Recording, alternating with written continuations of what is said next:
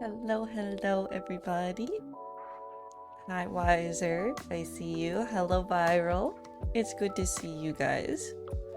Congratulations on first and second. You're going to be lurking mostly since you're at work. That's good. That's fine because that is kind of mostly what this stream is for, honestly. We're going to be yippee indeed. We're going to be reading a story that I only discovered through this podcast called Creepcast. It is run by Meat Canyon and Mundagoon, two very good creators. And it's this podcast where they read stories and stuff, and this was one of them, and I really, really liked it. And I thought it would be kind of fun to, for the Halloween season to read it for you guys and maybe, start doing this kind of thing more often. I don't know. We'll see how this goes. But yes, sound alert redeems are turned off so we can just have kind of a chill time. Also, I didn't put this in the pinned message. I probably should have, but I will not be doing shoutouts today. If one of my mods comes in and does it for me by accident, that's so valid. I will try and warn them. But I am thinking about putting this up on YouTube just so people can, if they want to, come back and listen to it when they're going to sleep, or, just want to listen to a fun story and for some reason like my voice enough to do that. So, yeah, we'll see how that goes. I will also be honoring ad breaks. So that no one misses any part of the story just because they're not subbed. I think that's stupid. So I'm gonna keep an eye on my chat and watch for when it says those ad breaks are starting and try and honor those as best I can. But if anyone misses anything, you can let me know in the chat and I will come back and recap it for you. I am also very open to having discussion along with this. If you have a comment or a question about the story, definitely feel free to ask it, feel free to say it. I might make little comments here and there as well.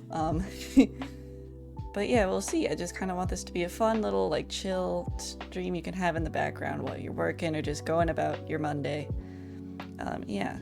Also, my apartment people might be coming in to my apartment. I'm not sure because they didn't tell us specifically what units they were entering today. So that's fun. So I'm gonna have to kind of keep an ear out for that, and if I leave suddenly, that is why. Hopefully that won't happen. I'm keeping an eye out to make sure we're not interrupted. But yeah, that's kind of what the vibe is for today. Having a brawl with OBS. That's so valid. OBS is... she can be kind of annoying. I will not lie. But anyway, yeah, let us... You're losing? God, I lose all the time. Constantly. So we are reading, if you didn't tell by the title, Tales from the Gas Station. It is on Creepypasta. If you just search up Tales from the Gas Station, the Creepypasta is one of the first things. Hi, Vixie. How you doing? That pops up. It is written by Jack Townsend. I am not sure completely if that is the original author or if that's a pen name. But this creepypasta has also been turned into multiple books, which I think is kind of cool. So if you like what you see here, what you hear, I guess, and want to check that out, definitely do. I might be checking it out afterwards because this story is so fun. You're good losing your marbles a bit. That's so valid. That's so fair. But yeah. So, also if you want to read along, feel free to as well. The Creepypasta site has a lot of ads though. I did have to get an ad blocker just to be able to read this without having stuff immediately in the middle, which is kind of unfortunate, but you gotta do what you gotta do. Thank you for the lurk, Vixie. So yeah, I think we will just get started. I'm not sure exactly. It says October 30th, 2018. I'm not sure if that was when it was last updated or when, when they finished up this part for the creepypasta, or if that was when it started. I don't remember. But yeah, it's from around that time, and it is kind of a dark comedy, like a horror comedy. So it's going to be a little scary, is in the season, but it will also be kind of funny. So prepare for that. Okay, I'm going to take a sip of my drink because that was a lot of talking. And there's going to be even more talking. So here we go. Tales from the Gas Station, written by Jack Townsend. Part 1.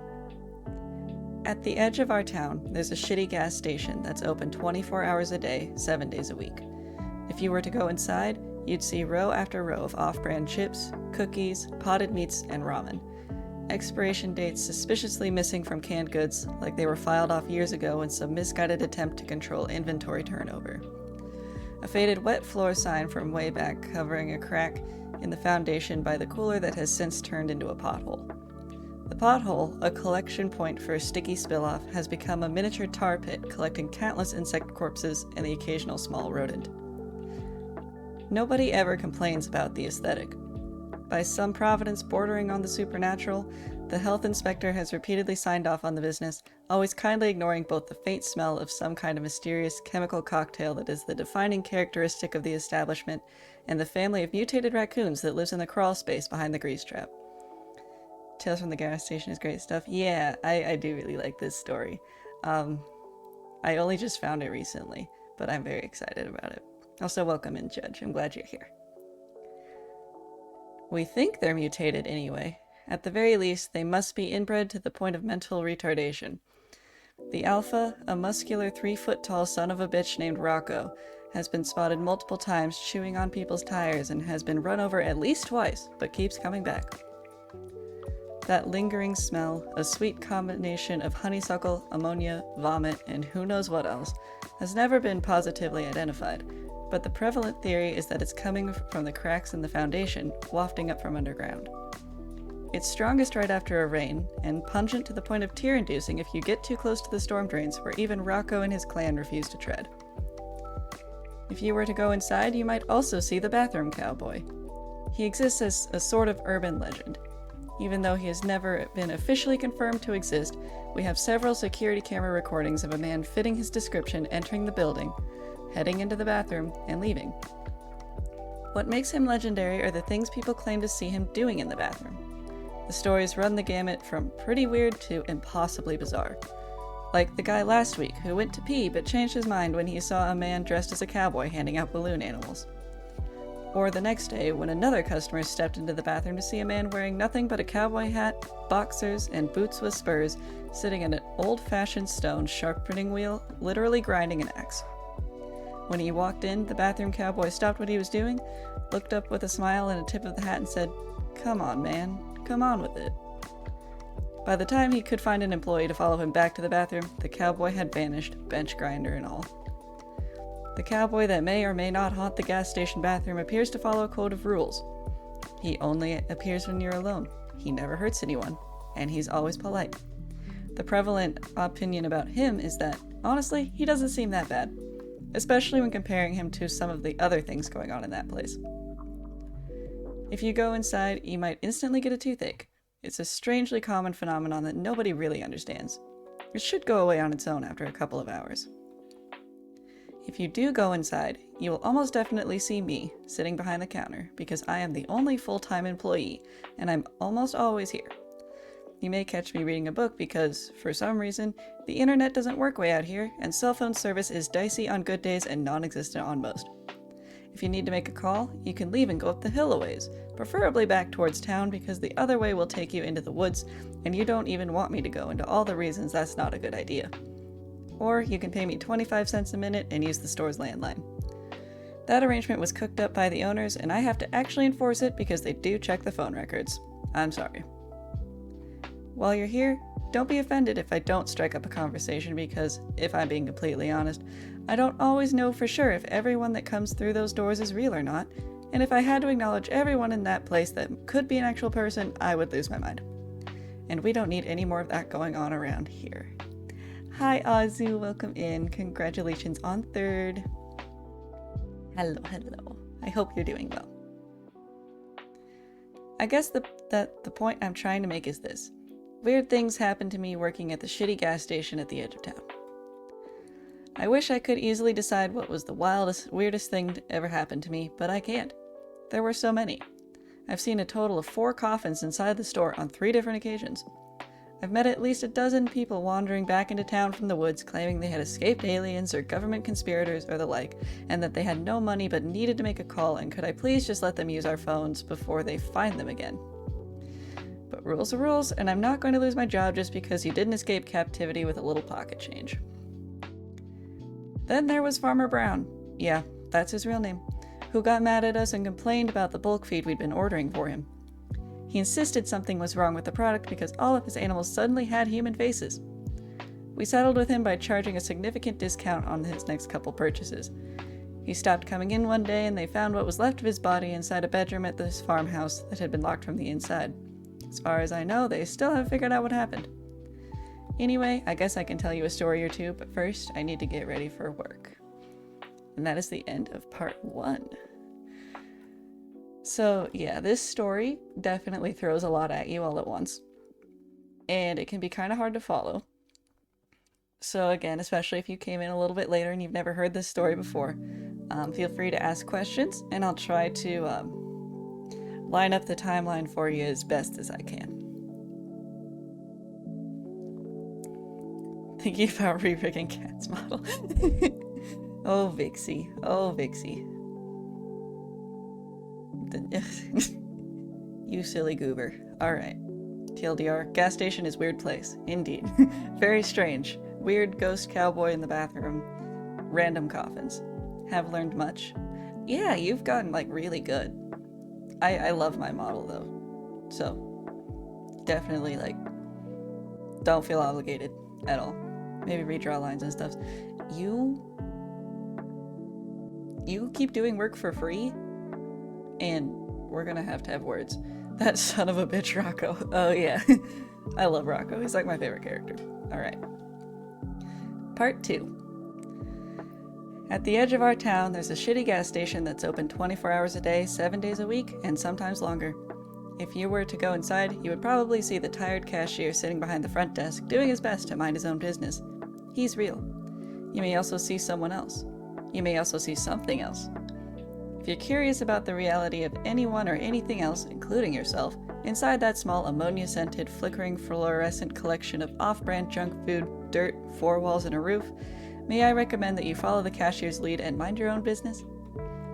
I've been working at that gas station almost non-stop since I graduated high school. At this point, I doubt I could quit if I wanted to. But enough about me. Let's get back to the interesting thing, the gas station. Words maybe had to. Fixing. I spent a decade whoa, words are hard. I spent a decent amount of time yesterday at the start of my shift trying to decide which story would be worthy of being my first to document to the world. Anytime I tell someone outside of the gas station anything about what happened therein, I know what to expect. People don't believe it. Or people don't want to believe it. Imagine the difficulty I had trying to call the sheriff's station to explain that half of a pig broke into the store and is currently running amok, breaking things and screaming with the voice of an old woman. Yes, I meant half of a pig. Yes, a pig. The front half.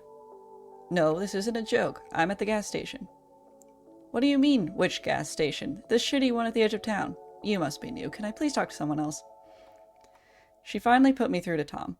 Tom is the sheriff's deputy that drew the short straw all those years ago and had to come out to the gas station for the first time, back before his hair was all white.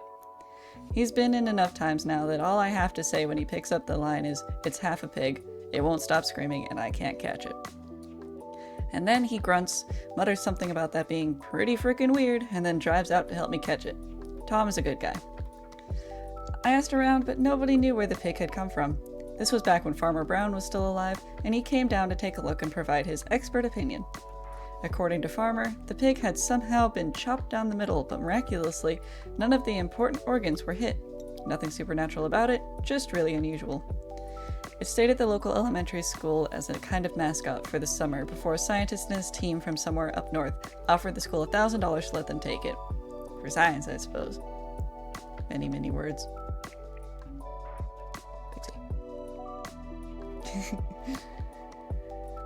Anyway, I don't mean to ramble, but my point is that it's hard to believe some of these stories if you haven't been inside the gas station at least once.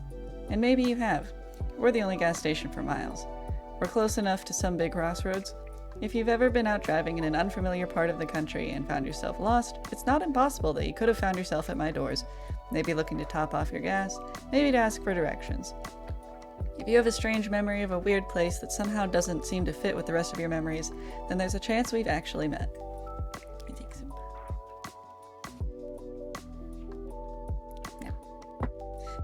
Now, back to last night. I was sitting behind the counter with a pen and a book of receipt paper, trying to remember the strangest thing that has happened to me that still falls within the realm of believability. I've had plenty of things happen that were strange but so unbelievable I won't even waste anyone's time ever telling them. I call those the try and forget stories. When Diego interrupted my concentration. Diego is one of the part-timers at the gas station. We have a long list of part-time employees. The owners like to hire transients, drifters, hitchhikers, passers-by, and runaways looking for work for a few days. I try not to get to know the part-timers.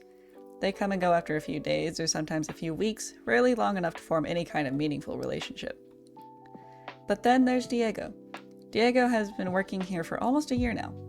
He started as part of the prison work relief program, unloading trucks twice a week. He was the only one of the 12 prisoners that didn't disappear during a freak snowstorm last December, but that's none of my business. Diego did his time, and when they released him, he came to work here, cleaning the store and unloading trucks. He comes in 6 times a day for each of his 30-minute shifts. Now that I think about it, I'm not exactly sure what he does during those shifts. The store is never clean, and trucks only come twice a week, exclusively during the daylight hours, as per an arrangement following the incident. Maybe one day I'll ask Diego what he does for the owners. All I know is that he's the closest thing to a friend that I have here. When Diego approached me at my register last night, I knew something unusual was going on. He was sweating bullets, pale, and on the verge of passing out. He kept glancing back at the man in the suit that had wandered into the store and was standing next to the frozen drink machine. He told me that he needed to talk. Now. I told him, go ahead, but he refused to say anything unless I followed him into the freezer. I usually hate to leave the front of the store unwatched. We have the occasional shoplifter. Plus, there was that one time Rocco got in and made off with 2 cases of cigarettes. But Diego seemed serious, so I made an exception for him. Once we were in the sub-freezing safety of the walk-in cooler, Diego asked me if I had seen the guy in the suit. I said, yes, I saw him. Fucking Rocco, exactly. He asked if I knew the guy. I said, yes, I'd seen the guy around town. His name was Kiefer. He was running for some kind of office, I can't remember which one, and stopped by the gas station every now and then. He drove an old black SUV that only took premium. I didn't know him much from in town, but he was definitely local. His picture was framed in my high school's trophy case for one of those sports competitions he had won years and years before I got there. We only have so many things to be proud of, I suppose.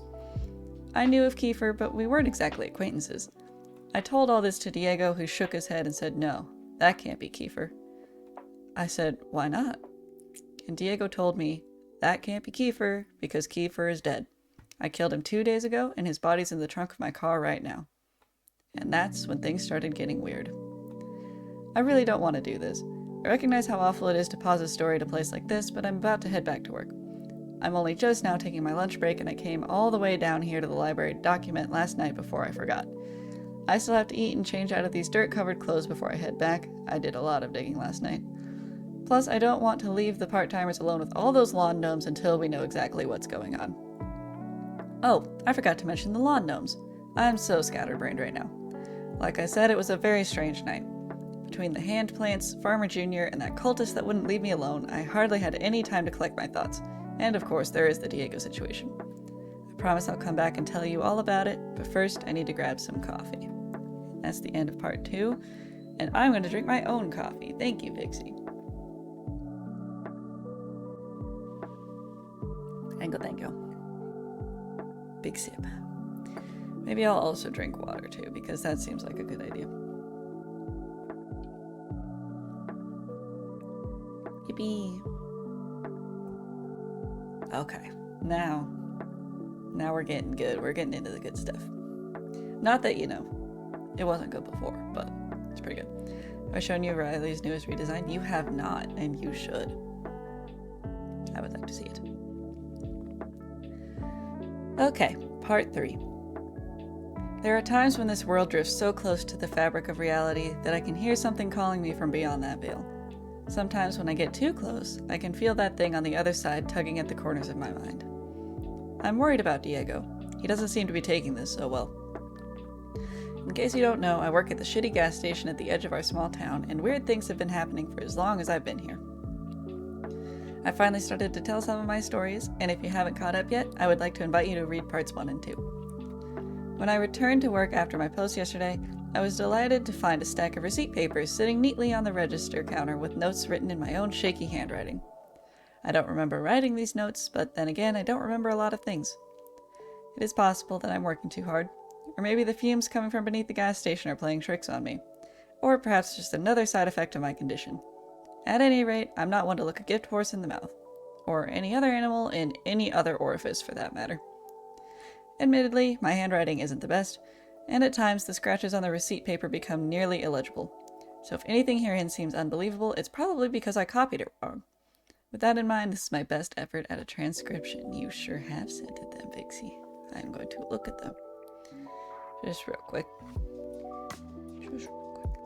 Hey, Virtue! I am doing well, thank you. How are you doing? Ooh. Nice. You did a really good job, Vixie. Very good work. You're well just working? Good, good. I hope work is going well. I hope it is going well. And yeah, feel free to lurk. Or, if you need to concentrate. I'm happy you stopped by. And it was great to see you. Drink. Okay. I drink. Thank you, thank you. Alright. Here we go. 7 o'clock. It's getting dark earlier these days. 7:30. Farmer Jr. came into the gas station tonight asking about the hand plants. I told him that they weren't there anymore. He left his phone number scribbled on the back of a coupon for 15% off bulk pig feed from an online retailer. I think he's trying to send me a message. 9 o'clock. I think maybe some kids are playing a prank on me. I found a lawn gnome behind the pork rinds. I didn't think much about it and put him in a box behind the counter. But then I found another matching lawn gnome in the soda case. I added this one to the box as well. It wasn't until I noticed the third and fourth lawn gnomes that I started to suspect something. I had taken out the garbage and found the gnomes perched atop the branch of a tree next to the dumpster, staring down at me like gargoyles. I used a chair and broom to knock them down, and I put them in the box with the other 3. When I got back to my desk, I found a note on my chair written in red ink. It says simply, "I'm in the walls." I don't know who wrote it, but the paper smells like oranges and plumeria. And, plumeria is apparently like a rare type of flower. I did not know that, but they looked it up on the podcast, and that's what they said it was. Okay. 10 o'clock. There's a strange scratching noise coming from the tiles above the cash register. I fear Rocco and his brood may have infiltrated the building again. 11 o'clock. Farmer Jr. called the store. He asked about the hand plants. I assured him that they weren't there anymore, and if they ever showed up again, I would call him. I think he's beginning to suspect I'm lying. 12 o'clock. One of the cultist recruits wandered in from the community in the woods. They hate it when I call them cultists. I know the recruits aren't supposed to interact with the outside world, but from time to time they will sneak into town, never any further than the gas station, and buy cigarettes. They aren't supposed to try and recruit new members until they graduate to the honorable senior cultist status, but this one isn't a very good cultist. I know they aren't supposed to have names, but I'm gonna call this one Marlboro. I'll let you guess why. Hello, my wife. How are you doing? Alright. Marlboro stayed in the store for at least half an hour, trying to convince me to go back to the compound with him. They hate it when I call their home a compound. He tried to appeal to my logical side, but I let him know politely but firmly that I was not interested in logic. I can't remember when he left. And I'm going to pause for a moment because we're going to have an ad break in about 30 seconds. And again, I'm gonna honor those ad breaks so that we don't miss anything.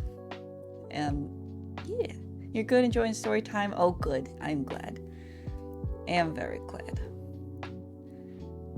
But yeah, hopefully this one starts on time. A lot of times it'll tell me that it's gonna start and then it won't.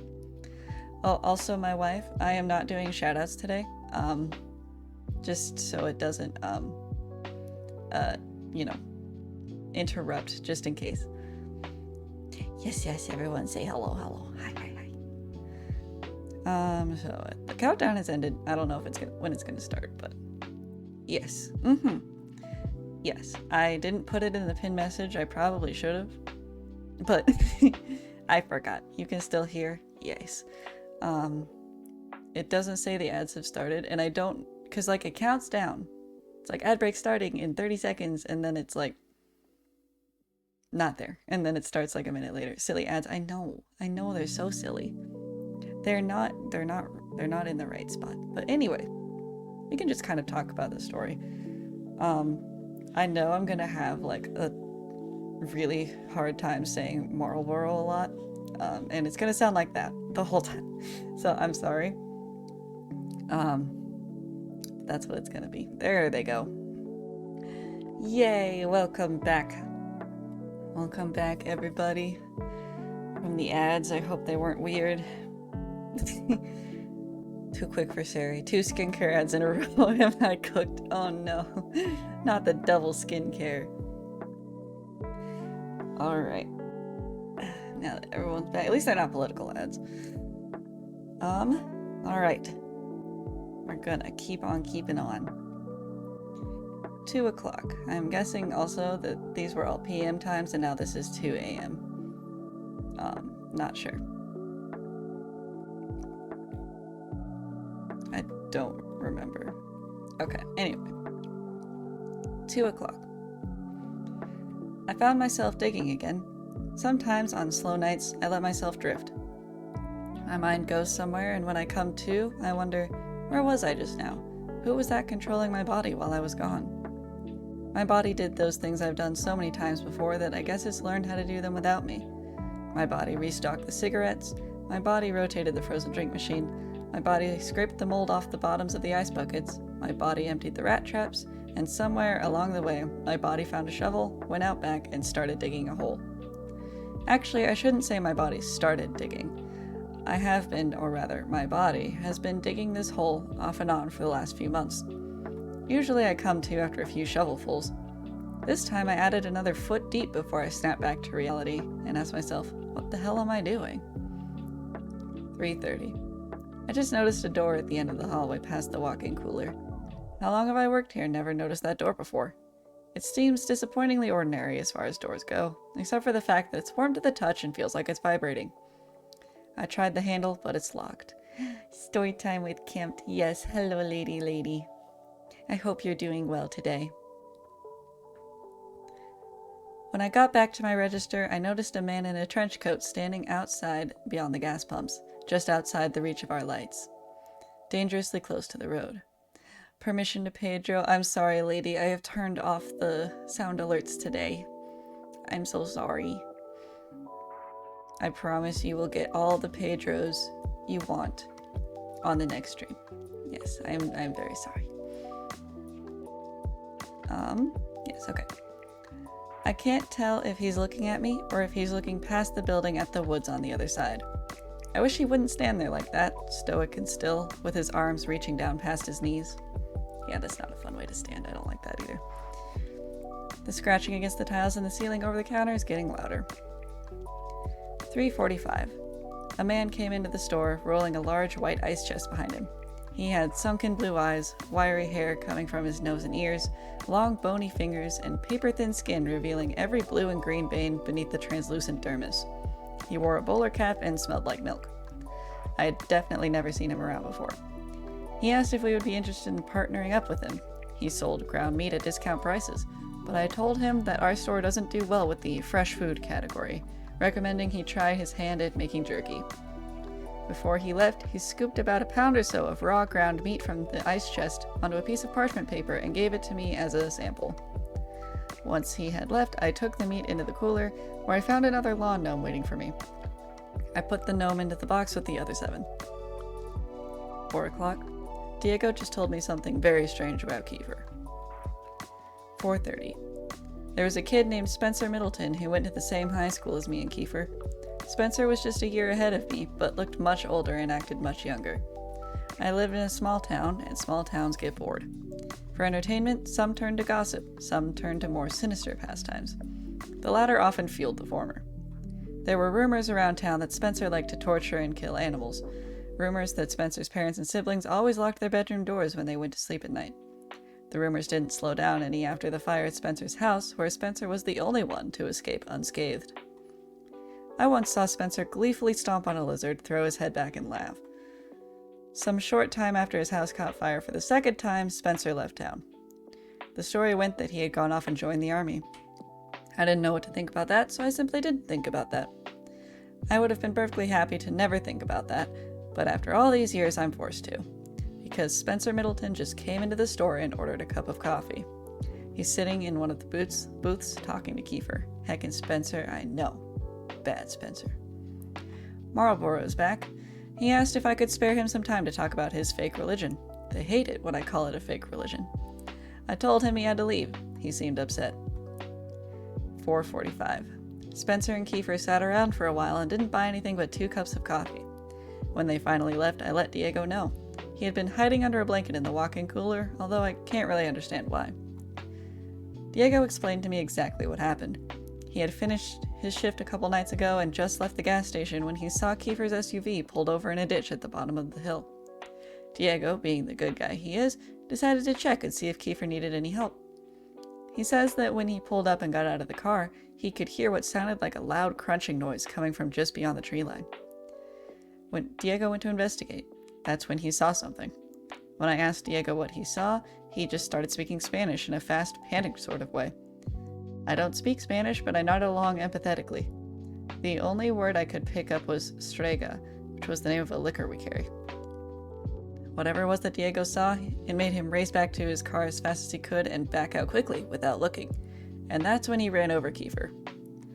Diego's a good guy, but here he was in a bad situation. He stopped long enough to get out, check on Kiefer, and confirm that he was definitely dead. There was nothing he could do that would change that fact. It was an accident. Diego was on parole, and there was that thing in the woods, and Diego had to make a decision. So he heaved the body into the trunk of his car and drove off. Diego took me to his car and showed me the body. I can confirm 100% that it was Kiefer in the trunk of his car. Not just because of his unmistakable face, but also because of his phone and wallet that were in his pockets. Okay, I'm going to take a sip of water.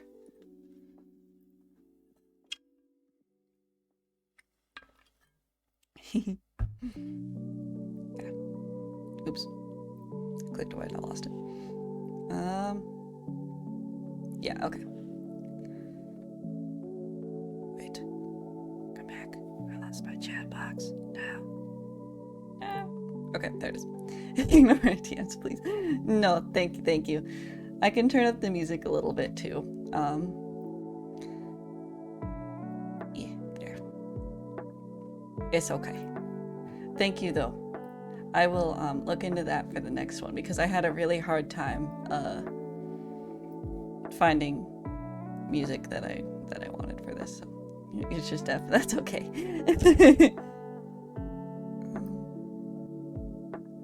Yeah, let's go like that. Okay. Keep that on top. All right, nice. All right, 5 o'clock.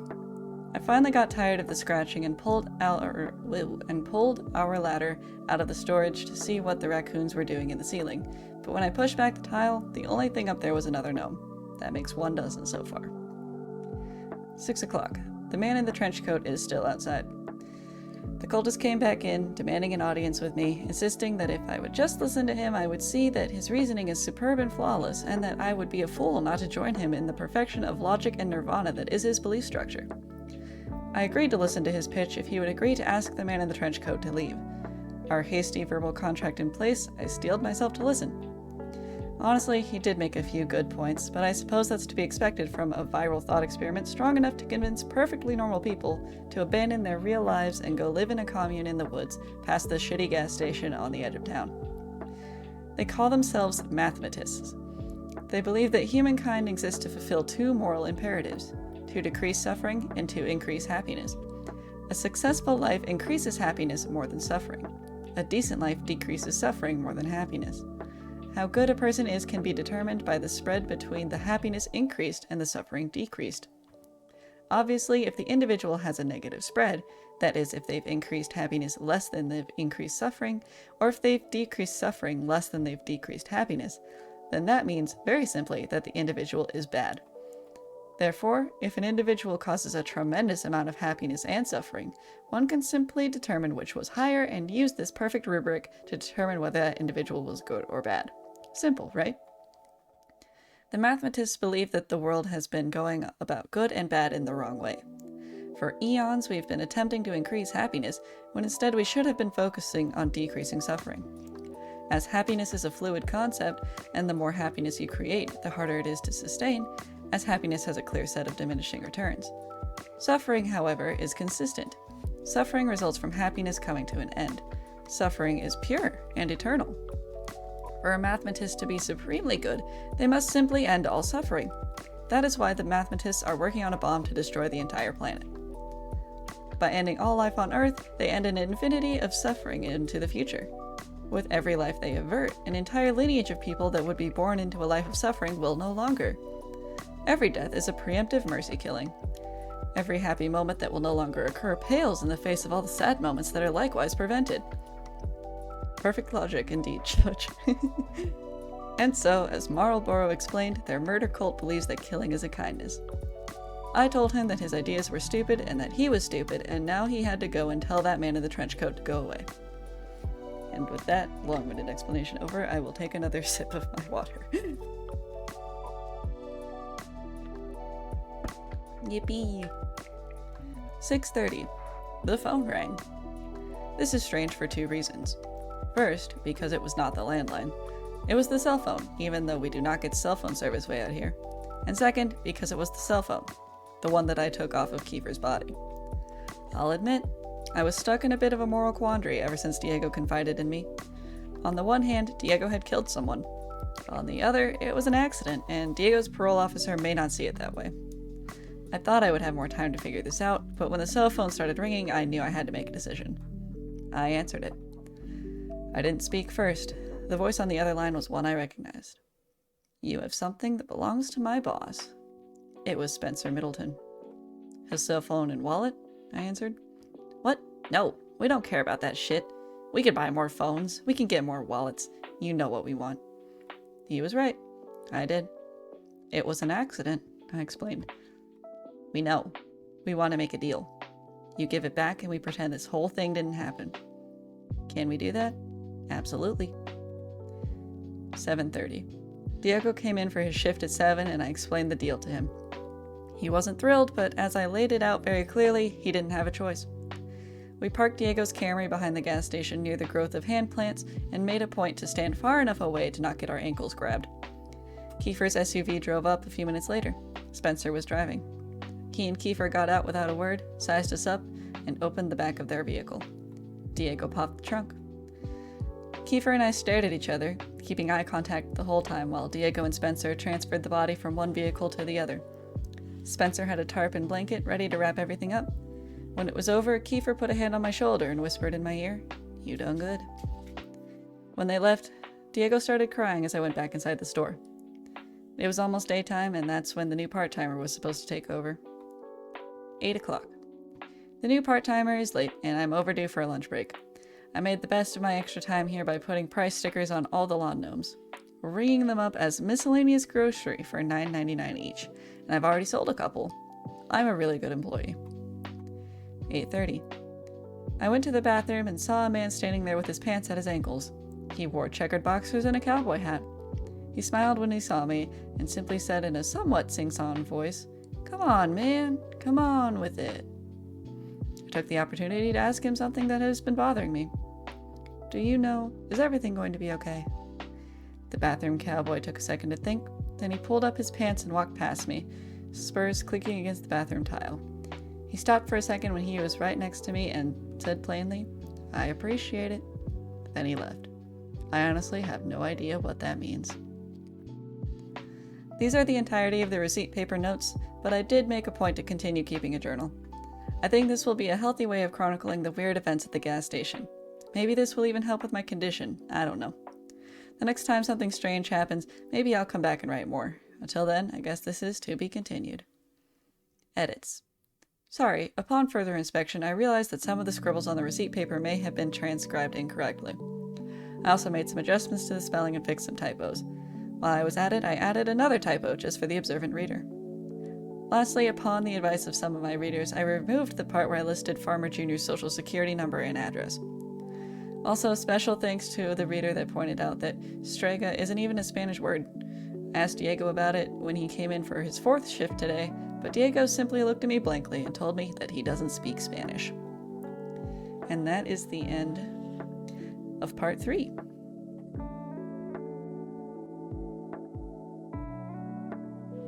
More coffee. Tasty.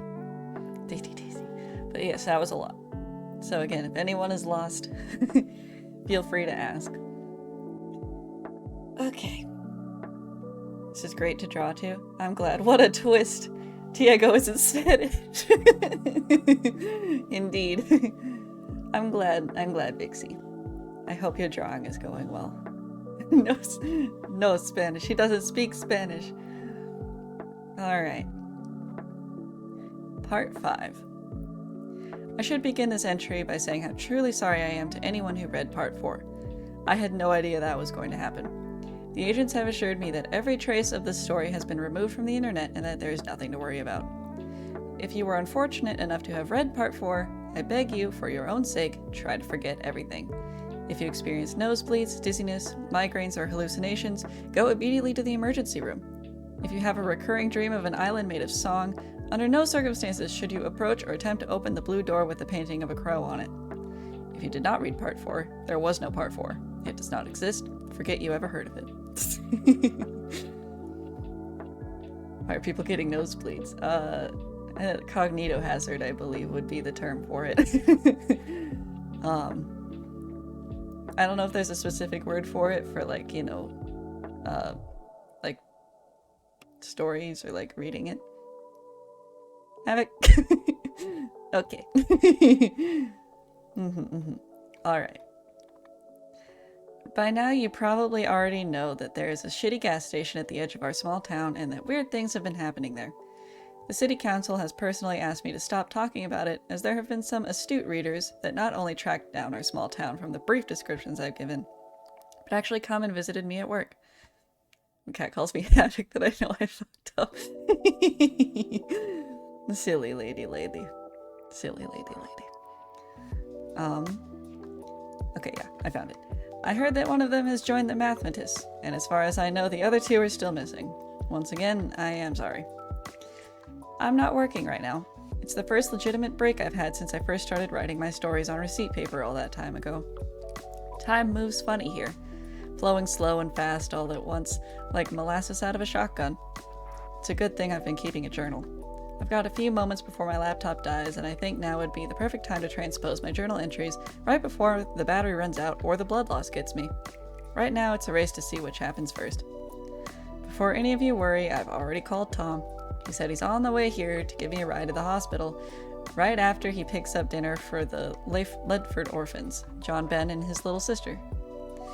Tom and the other deputies have been taking turns checking on them and bringing them food in an attempt to make the whole thing less tragic.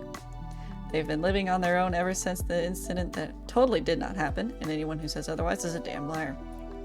I love drawing finger bones, oh god.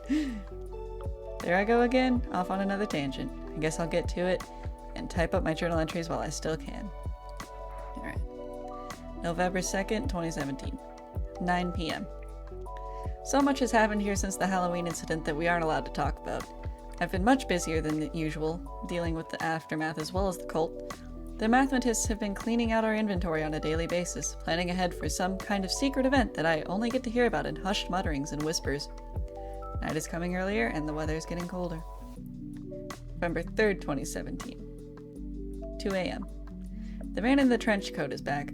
He's standing just outside the gas station door, staring in. He's been there for almost an hour now. On the bright side, I haven't had a customer come in since he showed up. On the not so bright side, I can't help but feel like he's trying to put thoughts into my head. He won't be able to, though. I've had way too much practice. Kiefer came in earlier today before the sun went down and sat in a booth drinking coffee for a while. Eventually, Spencer Middleton showed up. Spencer had a word with Kiefer, and then came storming up to my register, screaming at the top of his lungs. He grabbed the display of lotto scratch-offs and threw it across the room.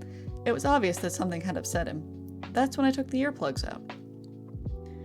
"Everything okay?" I asked stupidly. I knew damn well everything was never okay. "Did you hear a word I just said?" Spencer asked. I explained to him that I had taken to wearing earplugs in an effort to drown out the sounds of screaming that periodically radiate through the air vents. I guess the screams must have stopped a while ago, or maybe I had imagined them. Either way, I didn't need the earplugs anymore. At this point, Tom walked into the store, his white hair looking even whiter than normal. Spencer, I could see, became instantly aware of the deputy's presence. "Where is he?" he half whispered, half growled. "Where is the other one?" "Diego?" I asked. Spencer sighed. "Sure, Diego. He's not due for another 20 minutes. When he gets here, tell him that we need to have a chat." With that, Spencer Middleton let out a shrill whistle and left the store. Kiefer jumped out of his seat and followed close behind. Tom helped me pick up the mess and put the lotto display back together without asking a single question. I wish more people could be like Tom. When Diego got to work, he told me that he had been having strange dreams. Dreams of something enormous, living, breathing, underground. The dreams always end the same way, with the gas station collapsed into a giant sinkhole. I told him that Spencer was looking for him. That's when Diego grew solemn and asked me if he could show me something. In the freezer, behind a stack of boxes labeled non-a-priere, whatever the hell that means, they've been here as long as I've worked here. There is a moving blanket, and inside that blanket is another Kiefer. My first question for Diego was, "You stole the body back?" He looked at the ground and shook his head sheepishly, like a toddler that just got busted for cooking meth. "You killed another one?" I asked. Diego explained. It was an accident. Again. 3 a.m. The man in the trench coat is finally gone. He left claw marks on the glass of the front door. I checked the security footage to confirm my suspicions. He always stays just outside the range of our cameras. Why can't I remember what his face looked like? 3:30 a.m. Marlborough was the first customer in the store after the man in the trench coat left. I told him that I was surprised he was still alive. He mistook this for a compliment and said thank you. I asked him if he was ready for the big event, but then he just stared at me blankly. I could tell he had no idea what I was talking about, so I filled him in on how I had put it all together. The unusual cultist activity, the whispers, the buying up of all our supplies. I could tell that something was about to happen. Marlborough went pale in the face as I was talking to him, then ran out of the gas station before I could finish, the 99-cent frozen drink still in his hand. I know I should write up an inventory loss slip for the theft, but I just can't bring myself to do it. As hard as it is to explain, there's just something about Marlborough that makes me feel genuinely sorry for him. 6 a.m. I caught myself digging again. I don't know how long I was out there, or who was running the store while I was gone. The hole is so deep now that I nearly couldn't climb out on my own. I should maybe thinking about considering the possibility of one day asking a doctor if this is normal. 8 a.m. Marlborough is currently crying in the dry storage closet. Through his sobs, I could barely make out the story. Marlborough was sent on some kind of vision quest for the last week and has no idea what the other cultists had been stocking up for. When he went back to the compound earlier tonight, he found the whole place completely deserted. Beds were left unmade, some plates had food on them, a fire is still burning in the fireplace. Everyone's clothes were still in their personal milk crates next to their sleeping bags, but the people, all of the people, were simply gone. Marlborough isn't taking this very well, but I have a business to run, so I asked Diego to help me carry him into the dry storage area. I figure he can work through some stuff in there, and then maybe when he's done, he'll just, I don't know, go home?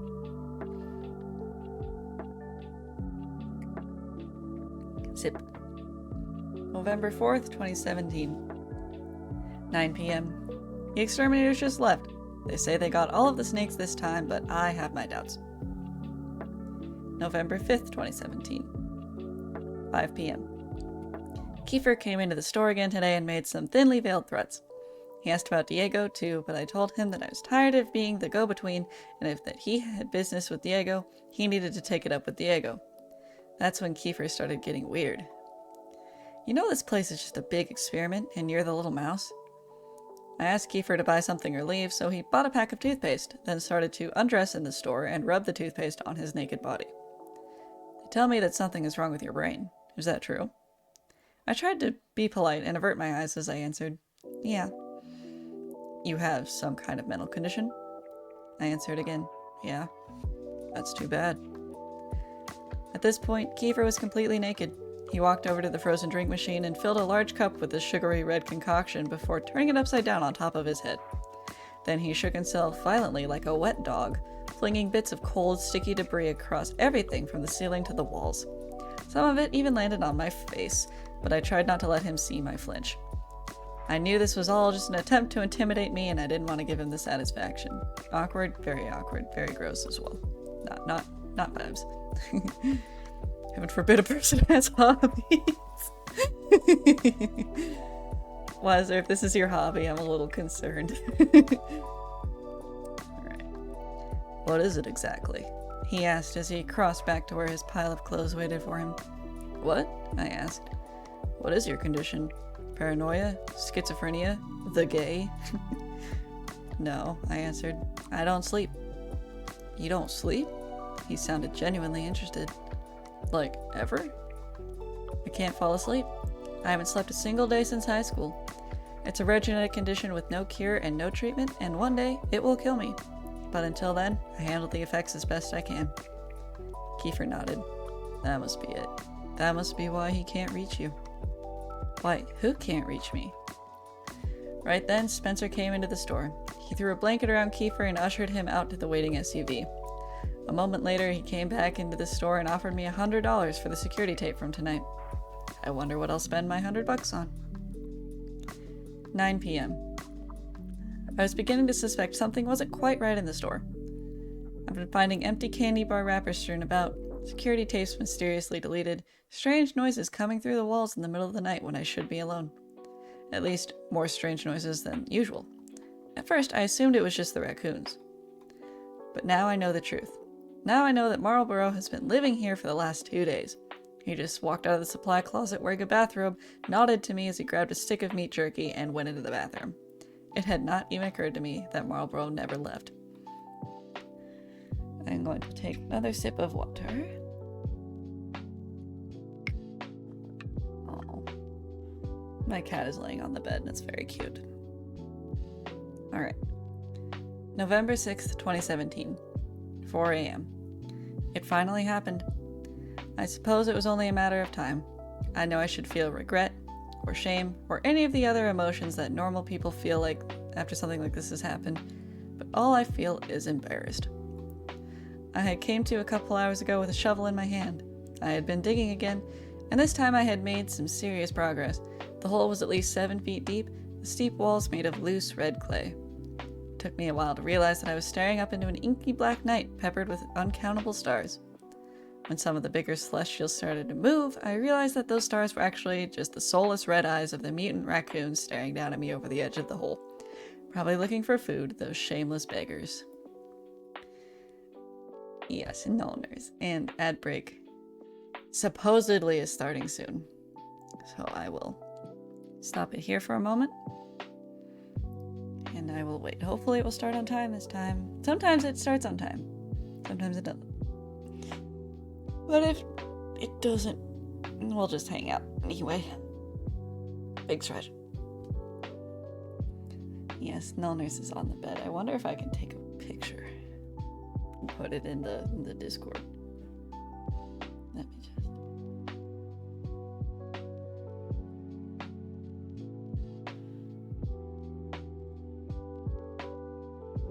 Okay, I think I got one. Connect me. Go in here.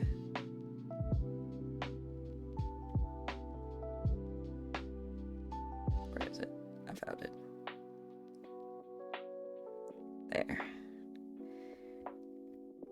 If you are not in the Discord and would like to see a picture of my cat, being adorable. Here is the link. It is Hindlebear and I's Discord. We share it together. And goodbye, friends, for the ads. Alright. Welcome back, everybody. I hope your ads weren't weird. And we can start again. I chucked the shovel out of the hole, and that's when I heard it. Imagine the sound of a butcher's knife hitting a watermelon. Like a solid, wet thwack. Now imagine the watermelon gurgling and falling over like a sack of potatoes. Oh man, this metaphor has really gotten away from me. When I climbed out of the hole, I saw the shovel standing upright, the business end firmly lodged inside the open chest wound of a still twitching Kiefer. The Kiefer was dead before I got to his side. In a final act of defiance, he had turned both of his middle fingers up to me. I felt just the slightest amount of respect for him before I went into a mental state that I can only describe as subdued panic. The first thing I wanted to do was find something to wrap the body in because, surely, Spencer Middleton would come for it soon. When I went into the gas station, I was surprised to find that Marlborough had taken it upon himself to work the cash register while I was gone. He was ringing up one of our regulars, Charles, a great big fat man that always buys soap and boiled peanuts. I nabbed a tarp off the shelf and took it outside. That's when I learned something. Kiefer is heavy. Like, really heavy. I understand that a human body is basically just a meaty, fleshy water balloon full of guts and excrement, but nothing could prepare me for how leaky and gross and heavy a dead man can be. It was only by some miracle that I managed to drag Kiefer through the back door and into the freezer without being seen. It took all of my strength to pull the mass behind the boxes and onto the stack with the other three. When I finally finished, I had worked up a sweat, and even the cold of the freezer wasn't enough to keep me cool. As I stood there, letting my breath come back and adrenaline wear off, I took stock of my situation. That's when it dawned on me. There were 4 Kiefers in that freezer with me. 4 Kiefers. Where the hell did the other 2 come from? The freezer door opened and Marlborough entered, dragging a dead Kiefer by the legs. He stopped and made eye contact with me. When he saw the Kiefers at my feet, I said the only thing I could think of. Well, this is awkward. Marlborough and I decided to open a bottle of Strega liqueur and have a few drinks. He explained that he had accidentally killed Kiefer a couple times. I totally understood. The guy was just so easy to kill. At one point, Diego came into the freezer to grab a box of cookie dough. He didn't even acknowledge all the Kiefers. My laptop's battery is currently at 2%. It's obvious now that I won't have time to transcribe the rest of the journals before it dies. I don't have time to tell you how I ended up at the bottom of this hole underneath the store with a broken leg. But I can tell you that I hear someone moving around above me, which is good because I don't think I'm alone down here. If you're reading this, it means I managed to upload my story. If you're not reading this, then, I don't know, what even are you? Someone just called my name from the top of the precipice. I think it was Diego. I wonder what happened to Tom. Why did Tom ever show up? Come to think of it, I seem to remember Tom didn't survive the Halloween incident. Wait, who the hell have I been talking to this entire time? I promise that if I survive long enough to recharge my battery, I will come back and tell the rest. Until then, I guess this story is to be continued. And that is the end of part 5. Very eventful. Many dead Kiefers. It's so funny to me how easy it is to kill that guy, and how many of them they have killed, like, literally just on accident. Like, 5 to 6 different Kiefers have been killed by accident. None of them on purpose. And that's honestly really funny to me. Alright. Part 6. Hey everybody, it's me, Jerry, from the gas station at the edge of town. Proud to be the newest member of the team. The owners were so impressed with how I managed to stay inside the store for several days without leaving or going insane that they offered me a full-time position while the regular clerk is out recovering from his leg injury. Happy Monday, y'all! The other guy asked me to do him a small favor while he's getting some much-needed rest and relaxation. He gave me the password to his laptop and detailed instructions to transcribe his journal entries from last week. In exchange, he agrees to keep me on as a full-time assistant after he gets back. I get to learn what to expect on the job through first-hand documentation, and he gets to continue his weird little blog thing. Now that's what I call a win-win. If I'm being honest, this is probably the best thing that could have ever happened to me right now. Ever since the program mysteriously dissolved at the Mathematist community, I've been feeling very lost and vulnerable. I've been losing weight and having trouble sleeping, and when I do, I keep having these weird dreams of some enormous being deep below the gas station waiting to devour us all. Clearly, a mistake was made and I was overlooked. If any of my old brothers and sisters are out there and see this post, please contact me. Tell the seniors they forgot me. I'm not mad. I miss you. I love you. Before I get started, some guys in suits came by and suggested that if this blog were going to continue, then I make a PSA. If there is anybody still alive that read this story about what happened here on Halloween, don't wait for symptoms to start. Please go to the nearest emergency room or call the Center for Disease Control and tell them that you are experiencing the effects of Rommel's syndrome. Anyway, back to the journals. I'm going to do my best because this guy's handwriting is awful, but here's the parts I could read. November 7th, 2017. 7 p.m. The man in the trench coat was standing out back when I went to take out the garbage tonight. I don't know why the man in the trench coat keeps visiting my store, or why I've never gotten a good look at him. He was standing at the tree line just beyond the dumpsters, staring as he ever did. Tonight, I stared back. The hinge of his jaw began halfway up his face, where his nose should have been, the edges pulled back to either ear in a skeletal grin. His tiny, milky white eyes were beads behind the oily black hairline that hung down straight in bangs all the way to his cheek jowl. His impossibly wide mouth bisected the head between greasy hair and wet flesh. Drool, I would assume. We stood there, 15 feet apart, staring at one another for what might have been 10 seconds or 10 minutes, until finally the man in the trench coat turned away. His legs bent funny, in a way that human legs shouldn't be able to bend, and he landed on all fours before galloping off into the woods. I don't know if I've seen the last of that man in the trench coat. Holy shit, did you guys read that? This is some crazy shit. Sorry, Jerry again. I promise I'm not going to do the running commentary thing. I just had to say, Jesus, you know? This is some weird stuff. I mean, I remember him telling me a couple weeks ago to go outside and talk to a man in a trench coat. Super glad I didn't now.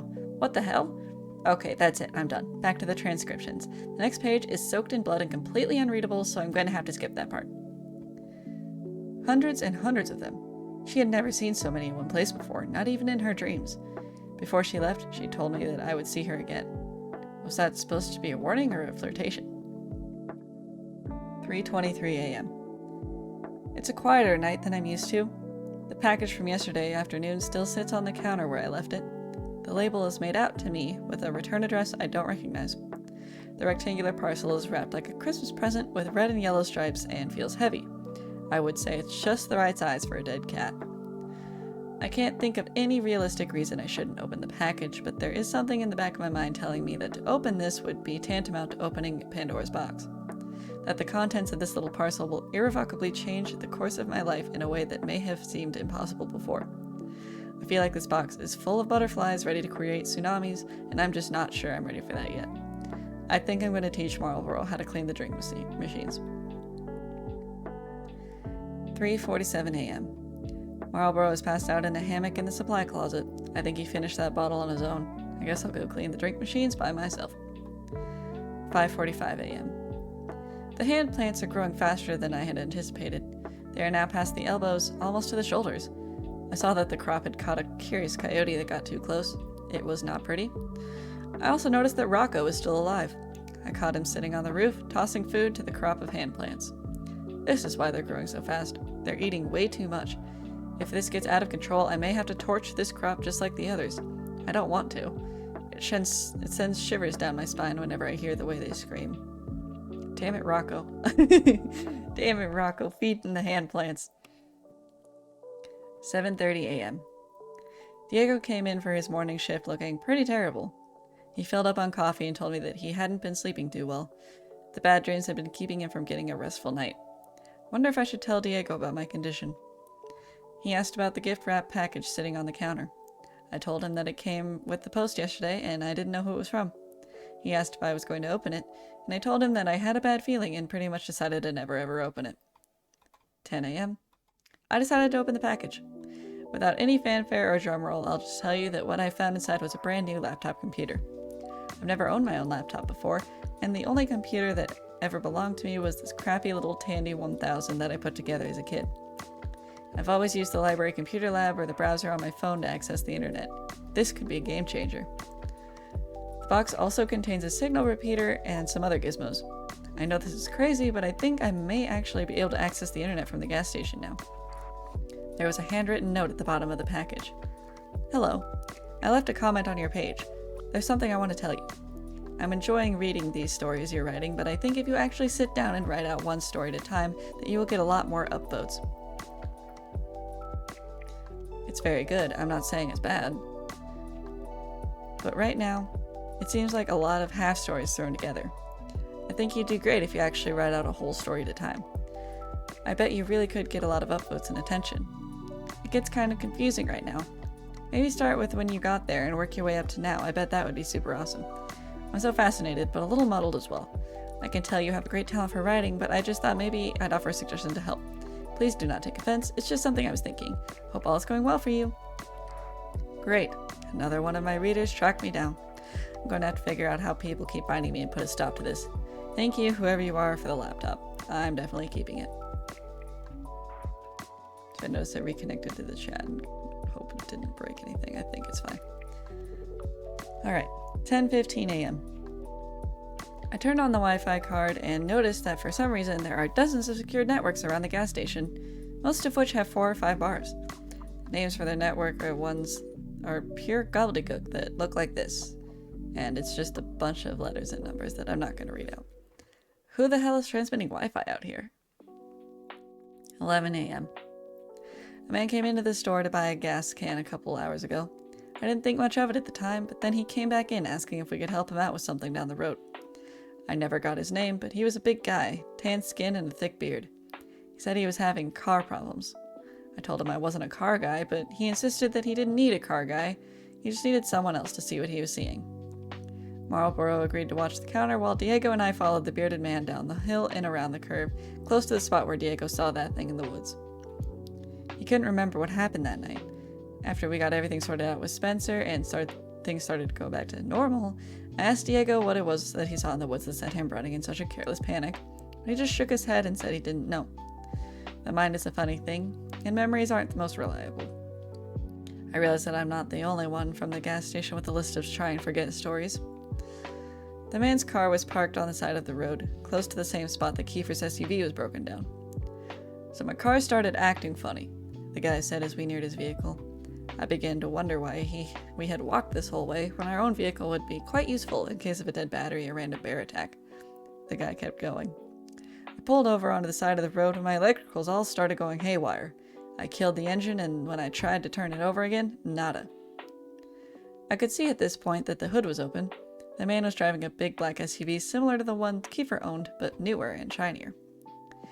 I don't see what's so weird about that. You need us to call a tow, or... The man cut Diego off, rudely, I might add. I popped the hood, but everything was in order. I thought it maybe just needed some gas, so I went up to the station. Then when I got back, I saw this. We rounded the front of the car and saw the this he was being so vague about. A small oak tree, maybe 4 or 5 years old, was growing up from the ground beneath the car, through the engine, and stretched upwards at least 9 feet. The trunk of the tree had swallowed a decent portion of the engine, and from the looks of it, the car had been parked there for years. Interesting, I said. And you're sure that wasn't there when you started driving? Before he could answer, he spun his head around and looked at the forest. You boys hear that? He asked. We stood still and listened, but I couldn't hear anything. No, I answered. Diego shrugged. You boys know what an anglerfish is? The bearded man asked as he walked to the back door and opened it. Yeah, I guess, I answered. The bearded man pulled up a secret compartment from beneath the floorboard and retrieved a large automatic rifle. I'm not a gun guy and I can't tell you what kind of gun it was, but it was big and impressive and cool looking. The guy checked the clip and clicked something on the gun that could have been the safety. Again, I'm not a gun guy, but it sounded super cool. Diego put a hand on my shoulder and slowly backed away from the man with the gun, pulling me with him.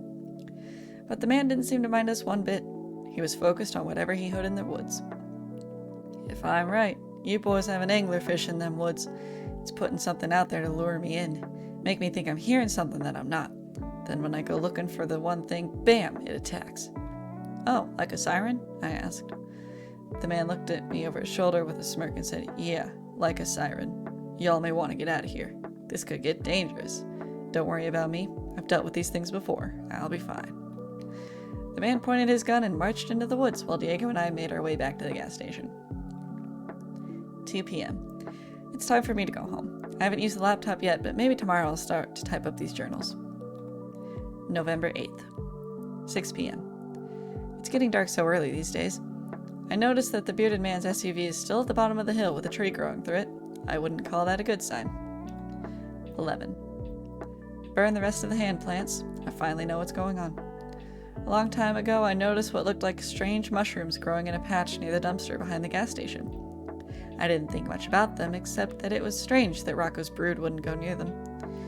When I took a closer look, I could have sworn that they looked just like baby fingers poking out of the ground. As the weather got warmer, I kept an eye on the crops. They started getting longer and more distinguishably similar to human fingers. I swear they even started growing fingernails. Sometimes I would see them bend at the digits to squash a bug that wandered too close. Eventually, the mushrooms started sprouting leaves, and the finger sections continued to stretch out, creating what could only be described as hands. Human hands. They would ball up into fists during the daytime and open up in the moonlight. I dug one of them up one day when we were really slow at work, and I called Farmer Jr. to ask for his professional opinion. To the untrained eye, the hand plant looked just like a regular human hand. Smaller than an adult's, but larger than a child's. Adolescent. Teenager, maybe. At the wrist, it turned into a gnarled root that smelled like sassafras, and throughout the plant, tiny leaves were sprouting. Farmer Jr. stood in the gas station looking it over for a while before asking me if we had any more of those things. I lied and told him no. I asked the owners what they wanted me to do. They thought it over for a couple days and then told me to keep them. I think they expected to be able to make some money off of them somehow, but eventually everyone forgot they were there. Everyone but me. And Farmer Jr., of course. I was thinking about the bearded man when I first heard the sound of a baby crying somewhere outside. I was alone in the store, and my first instinct was not the heroic one that most people may have had, to run outside and see where the poor baby was. My first instinct was more callous and rational and in the form of a question. How the hell did a baby get way out here without me hearing it coming? Something wasn't right. The sound of the cries, which I could deduce were coming from the tree line, were getting louder and louder and more desperate. I looked around for Marlborough, but couldn't find him anywhere. If I was going to investigate the potential forest baby, I was going to have to do it alone. I remember the bearded man hearing the siren call of the thing he called an anglerfish. I remembered Diego's sound of crunching and the strega. And absolutely no part of me believed that I would be safe if I went into the woods or that there really was a baby crying out there. But what if? I grabbed a flashlight and went out back. The crying seemed to be moving deeper into the forest, quickly, like the crying baby were being carried off by something that didn't have to stop and move around trees or physical barriers.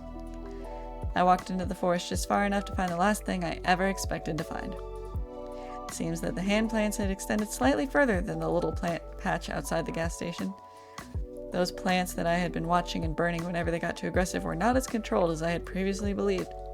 Because out here, just a few steps into the woods, was a hand plant that I had missed, and that I had never trimmed or culled or burned, that was left free to grow as large and wild as it possibly could. Out here was a hand plant that had grown so large it had fallen over.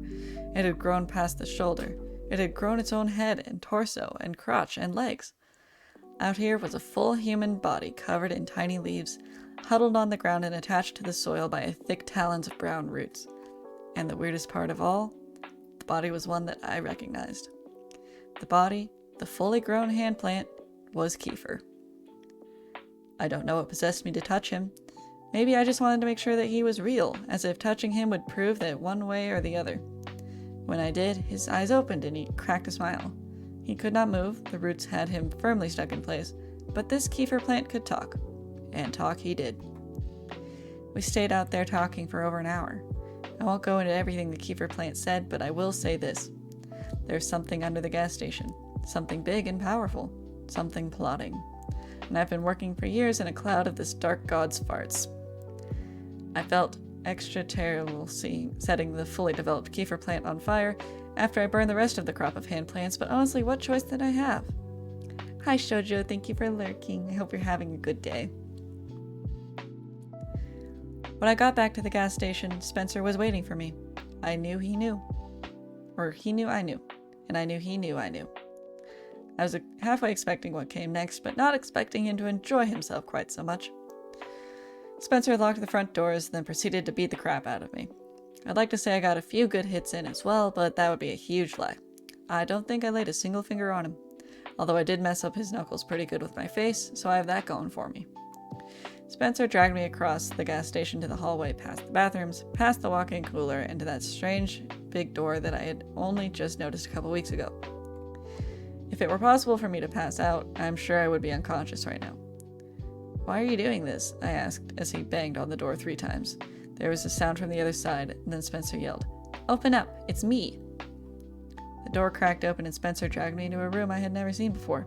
It looked like an old office. There was a desk next to a wall of monitors with security feeds from all over the store and the perimeter. Security feeds from cameras I never knew existed. In the middle of the room was a large hole that looked like it had been created with a team of jackhammers. "It's time for you to meet my boss," Spencer said as he dragged me to the edge of the hole. "Kefir?" I said, to which Spencer let out a hearty laugh. "No, not Kefir. My boss put Kefir out there and hired me to watch him. My boss is much bigger than some idiot politician." I half expected Spencer to go into the cliche movie villain exposition rant, but instead he sparted me right into this hole. I think my leg is broken. At least I assume that's what the bone poking out means, but hey, I'm no doctor. I'd be really worried right now if it weren't for the fact that I stole Spencer's cell phone in the scuffle. Just as I expected, Spencer has the same network as Kefir, which means he somehow has service. I put in a call to Tom's direct number, so I'm sure he'll be along shortly. Until he gets here, I'm just passing the time updating my journals. Somebody just dropped the laptop into this hole with me. Maybe it was Spencer? Maybe he thinks I'm dead? Maybe I am. Again, I'm not a doctor. Whoever it was, I think I might have heard the sound of boot spurs clicking against the tile as I walked away. I guess I'll boot this thing up and start transcribing my journal before it's too late. Water time.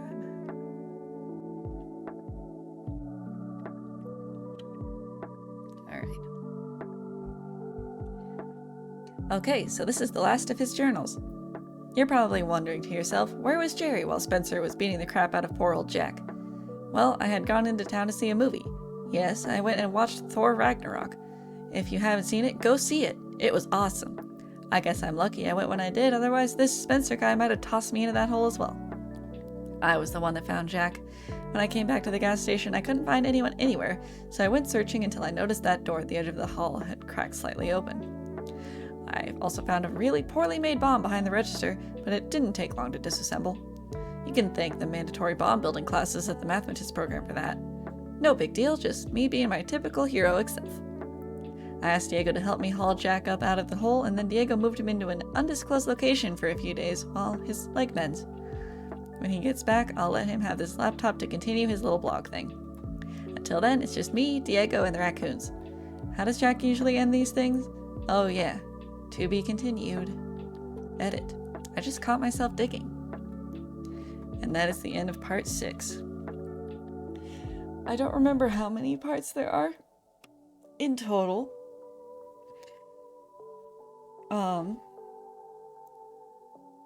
I don't know if it's 10. It might be 10. But yeah, it's the end of part 6. And we're making pretty good time, honestly. I wasn't sure how long this would take to read or how, like, aggressive my throat would be. But we are vibing, actually.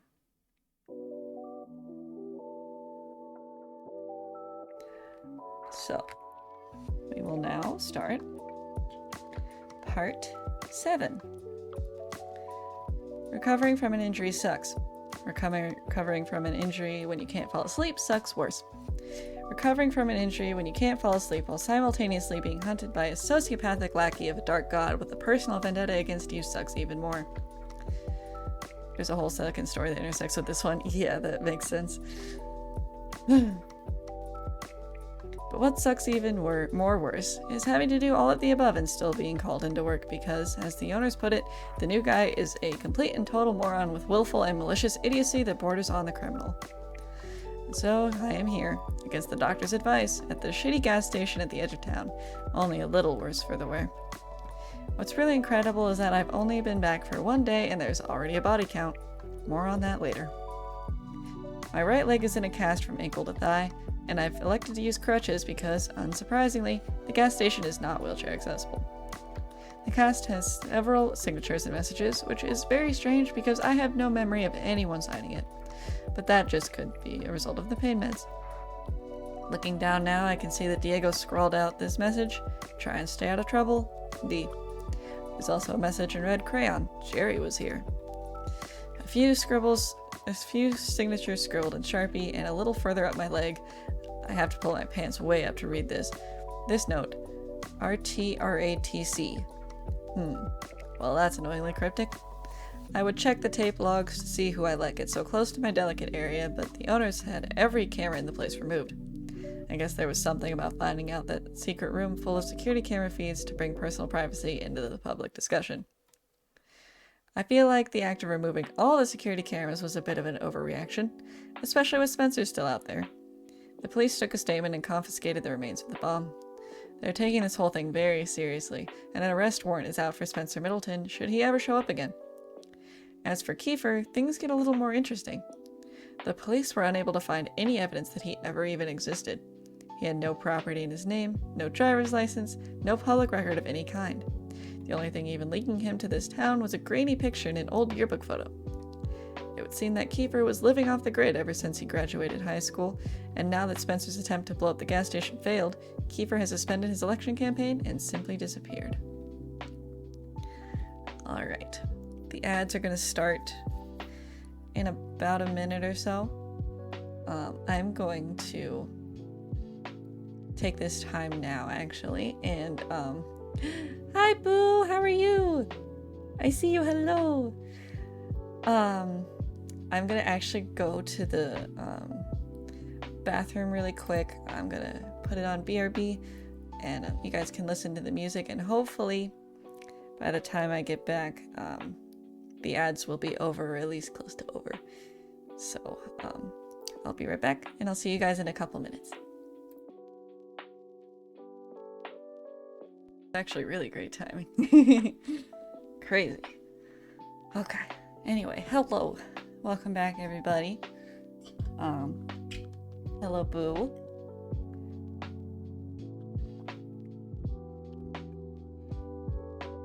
And Lady is back as well. Hello, yes. Alright. And we are in part 7 right now. Alright, here we go. The sheriff has been sending a new deputy, Arnold, out to check on me once or twice a day. Arnold isn't from around here, which is probably why he agreed to replace Tom as the new gas station babysitter. He's about 6'2", dark-skinned with a mustache thick enough to plant a yard flamingo in.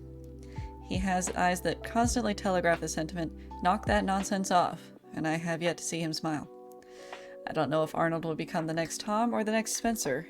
Right now, he could go either way. Arnold was the one that dropped me off at work today. I'm not supposed to get back behind a steering wheel for a while, which is fine, I guess. It's not like I'm going on any road trips anytime soon. On the way to work, we passed the SUV of the man with the beard, the one staked in place on the side of the road by the tree growing up through its engine. I asked Arnold about it, but he just shrugged it off and said I shouldn't worry myself with other people's business. I asked him about the owner of the vehicle, and Arnold said that they think he got lost in the woods just like those hikers last fall. A search and rescue effort was underway, and he was confident that they would find him one way or the other. After Arnold dropped me off today, I went about my regular shift-starting duties.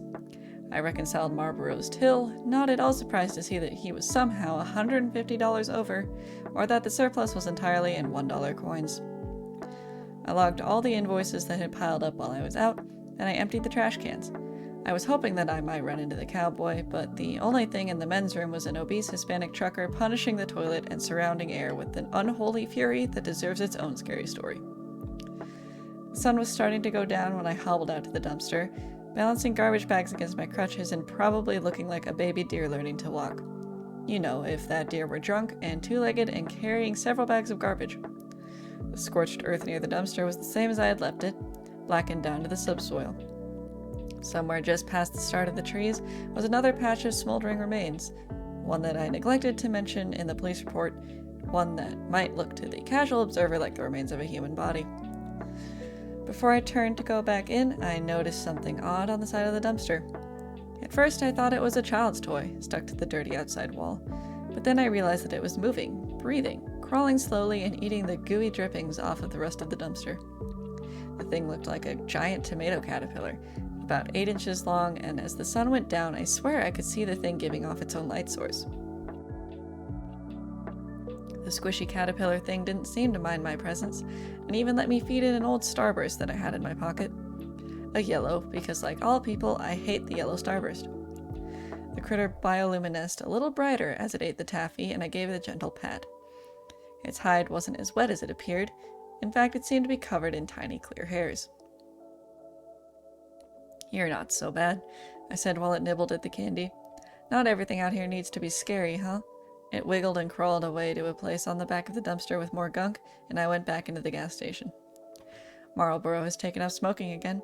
He'd quit for a while, but then explained that the suffering he was causing himself by not smoking grossly outweighed the suffering he was causing us through secondhand smoke, and, mathematically speaking, it didn't make any sense for him to quit. I had hoped that he was beginning to shed his cultist philosophy after the entire compound mysteriously vanished, but now I'm starting to fear that he can't be rehabilitated. Oh well. Today was a pretty normal, well, not normal, but average, day at the gas station. We had some strange people visit. We had some normal people visit too. And along the way I zoned out, finished a book I'd been reading, made some boring journal entries, and even got online to browse the internet for a while. There's another package sitting under the counter addressed to me from a return address I don't recognize. I took a gamble with the last package, and it turned out to be something great. But that was before Spencer tried to kill me, and once again, my gut is telling me not to open it. I got a phone call today at the store a few hours after sundown. It was pretty late, hard to say when exactly. Marlboro was asleep in his hammock in the dry storage room, and I couldn't remember the last customer.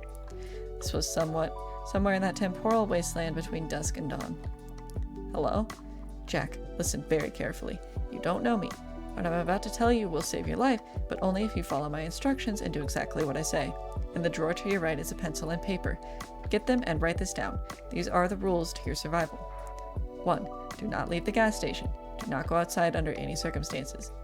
2. Do not drink the tap water. Don't even touch it. Don't smell it. Don't look at it. It's bottled water from here on out. 3. Don't trust your eyes. 4. Barricade the... Hang on.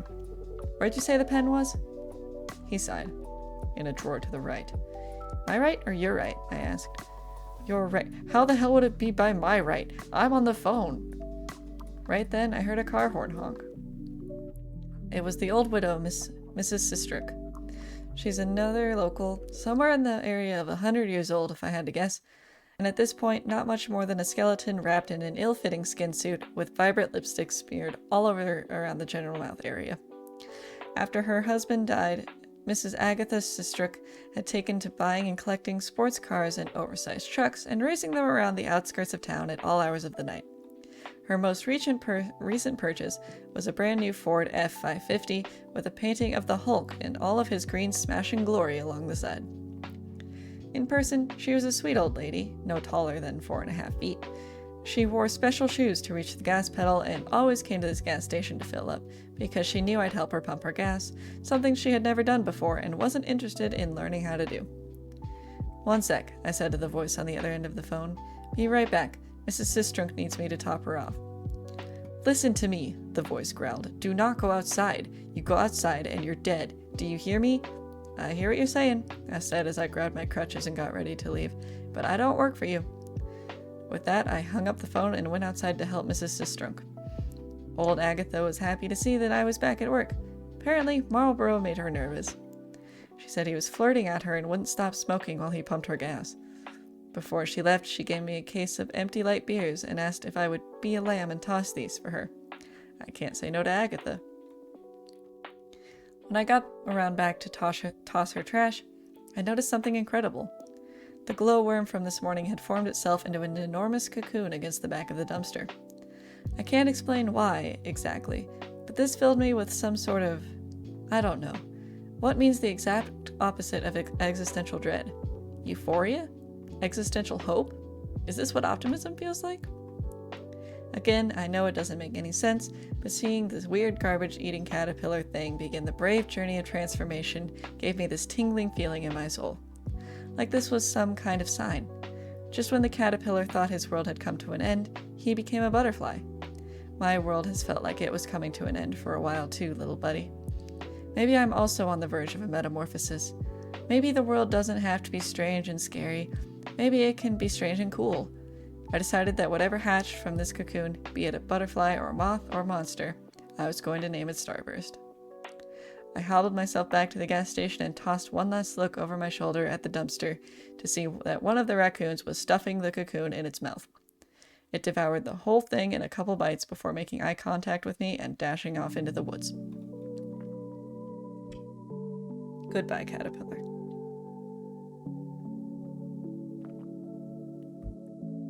Rocco, you son of a bitch. Fucking ate Starburst. How dare you?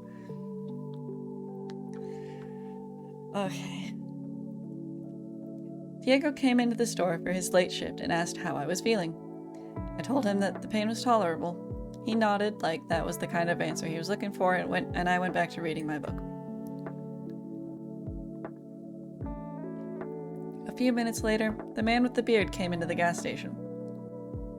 I almost didn't recognize him as the same man that went off into the woods after the creature he called an anglerfish. He had lost a lot of weight, his beard wasn't nearly as well kept, and he smelled like he bathed in a tub of pee that someone farted in. "Hey," I said when he came in. "You're still alive. Cool."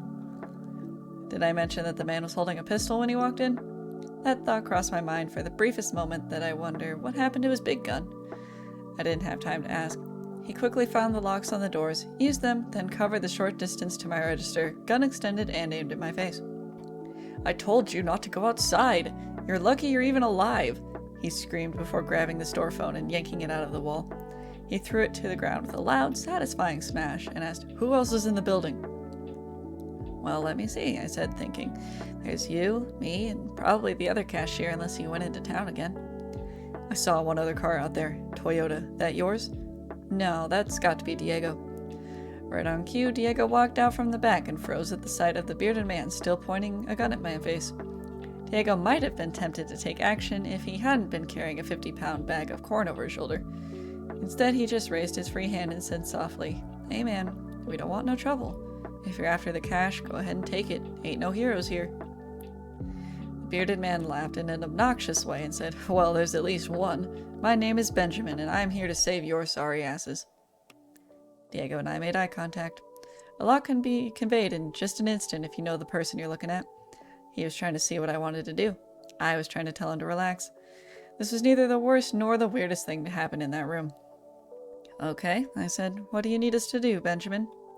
"There's something evil under this gas station, and nobody's leaving here until I understand what it is, because I know that someone is working with that thing. I've seen it in my dreams. I know you have too." Well, he was wrong about one thing. Right then, Marlborough walked out of the dry storage closet, stretching and yawning. Benjamin snapped him into a chokehold before he knew what was going on and jammed the gun against his head. "Are you listening to me?" Benjamin screamed. "I just told you that the world as you know it is just a facade. There's a devil here, and one of you is working for him." He looked at both of us for some kind of reaction, but I don't think he got the one he was looking for. I just shrugged and said, "Neat." Right then, Marlborough surprised the pants off of everybody by half yelling, half laughing, "Let's do this thing! I'm not afraid to die!" before reaching up, grabbing the gun, and pressing against his head and pulling the trigger. I've seen a lot of weird stuff working at that shitty gas station. I've been nearly killed once or twice. I've watched the same guy die over and over in front of me. I've seen things that may or may not be real because I can't dream, and sometimes I wonder if my mind is making up for that in other ways. I've seen ball lightning, people with blue skin, a man with 2 heads, a talking dog, and an Elvis impersonator that may have been a little too convincing. I've seen so much weird stuff in that room, but this was the first time I ever saw a look of surprise like that on anybody's face. and it was absolutely priceless. My man. What the hell is wrong with you people? Benjamin said, backing away from us. Ain't nothing wrong with us, said Marlborough, relieved to be free from the headlock. What the hell is wrong with your gun? How did you know I was out of ammo? I didn't. There was a loud thud as Diego dropped the sack of corn. He was the next to talk. I think maybe you should get out of here, pal, while you still can. Afraid I can't do that, Benjamin responded. Not until this thing is dead, and not until I heard a wet thunk before I saw anything. Before Benjamin went limp and hit the ground. When my eyes caught up to the situation, I hoped that what I was seeing was a hallucination, but the look of fear on Diego's face told me that this wasn't the case. The man standing behind Benjamin, holding a bloodied shovel, the man that had just saved our bacon, was smiling a toothy, delighted smile that he only ever made after inflicting the kind of pain he'd just inflicted. Hey, Jack, said Spencer Middleton. You miss me? And at that break, I'm going to take a sip.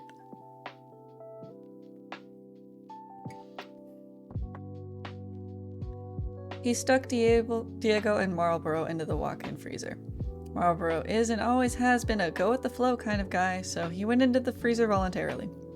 Diego put up a fight, which is why he ended up bruised and bloodied and barely clinging to consciousness. From what I could see, Benjamin looked like he might be dead. At best, he was out cold in a slowly spreading pool of his own blood. Spencer pulled a couple of chairs out of storage and placed them both in front of the cash register facing one another. Then he spun the other around to sit on it backwards, like a cool schoolteacher from the 90s.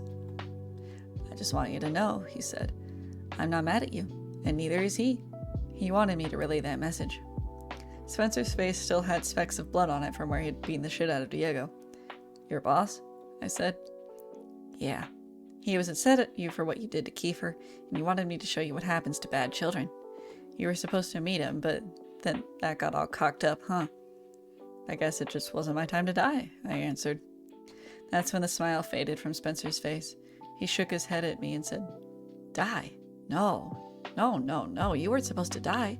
You can't die. We need you. I saw some movement behind Spencer, but tried not to break eye contact. It was Benjamin. He was alive, and right now my best shot at getting out of this. He was moving slowly on the ground, regaining consciousness, but miraculously not making any noise. I tried to keep Spencer distracted. Your boss. Tell me more about him. How did he find you? Who is he? Spencer chuckled. Oh, he's got a lot of names, but you'll meet him soon enough. And this time, we will not be interrupted. And my friends? I don't care. They can join us. They can die. It makes me no difference. By the way, Jack, I wanted to ask, did you guys ever figure out who placed that bomb? I laughed softly. Yeah, the police took it. They know it was you. They know everything. Well, almost everything. Okay, in the grand scheme of things, they know very little, but they do know that you tried to kill me and you put a bomb in the gas station. Spencer shook his head again. Wrong on both accounts. If I wanted you dead, you'd be dead. And a bomb? Seriously? Not my style. I think he had more to say to me, but I'll never know, because right then Benjamin yanked his head back and whipped a knife blade the size of a large chihuahua across his neck, neatly slicing his head halfway off. Blood erupted out in a couple spurts, then stopped, and Spencer Middleton was no more. That's what you get, taunted Benjamin as he flung Spencer's lifeless body onto the floor, his blood pouring out and mixing it with all the rest. It was going to suck for whoever had to clean all of this up. When we opened the freezer, we found that Marlborough had gone all bad nurse on Diego, sticking clumps of frozen meat all over his face, further swelling. I made us a fresh pot of coffee, and we took seats around the table by the window. Just in case a nosy passerby decided to pass by, we put a tarp over Spencer and moved the wet floor sign next to it. For about half an hour, we all just sat and drank coffee in a pregnant silence. When we were all done with our third cups, Diego finally spoke. His jaw was swollen to hell, but he would still be able to pronounce his words with only minor difficulty. So, why haven't we called the cops yet? This was clearly self-defense. I've got the face to prove it. Yeah, said Benjamin after some lengthy deliberation. Yeah, let's call them. That would be good. But tomorrow you and me need to have a serious talk, Jack. I called Arnold from the only phone in the building with any reception, Spencer's cell. The deputy listened to what I told him, just the most basic and simplified version of what happened that night, and he said he would be on his way right after he got out of bed and put some clothes on. I called the owners next, and they were not very happy. They told me next time I should call them first. Next time? Right now, the others are at their booth, staring out the window, and I'm sitting on my laptop documenting the night while the memories are still fresh. I know this isn't over yet. I think the gas station is going to have to close for a day or two, but when it opens again, I'll be here, writing my journals, and doing my best to ignore anyone who walks through those doors. I guess that means this is to be continued.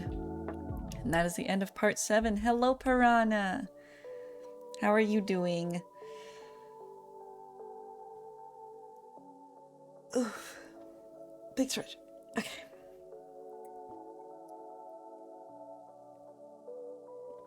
Also, you redeemed. You just got home from errands. Nice. I hope that went well. You also redeemed a tarot reading last night, and if you'd like, we can do that now before we get into part 8.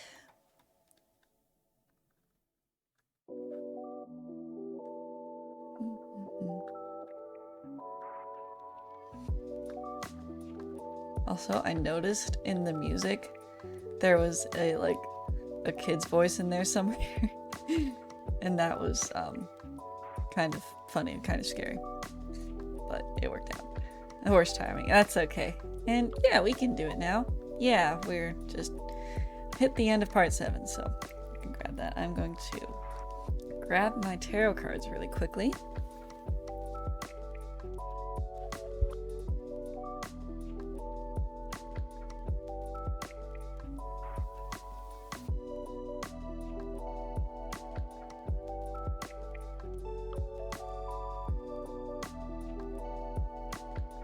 Whoops, I just dropped my Eevee on the floor.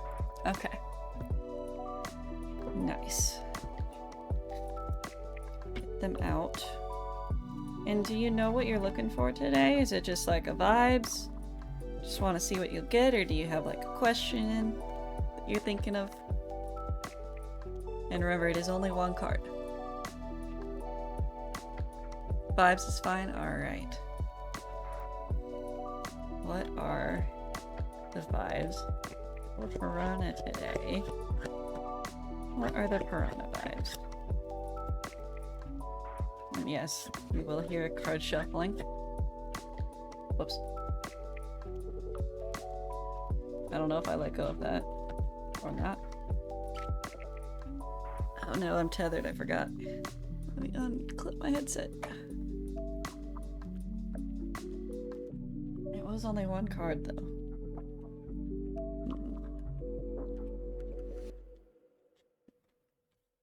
See, I feel like that was my bad, so we're just gonna keep shuffling. What are the Piranha vibes? If I get that card again, I'll definitely, like, you know, use it, but I feel like I just dropped it. Let's go with that. A lot flopped over, but I feel like the top card of that is a good indicator. You got the 3 of Swords. Let me grab the book.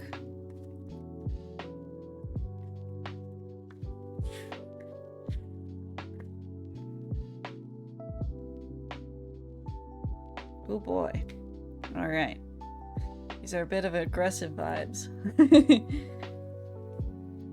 So, a time for understanding pain, a need to cut to the heart of the matter, sorrow and trauma, mental turmoil that time and care will mend.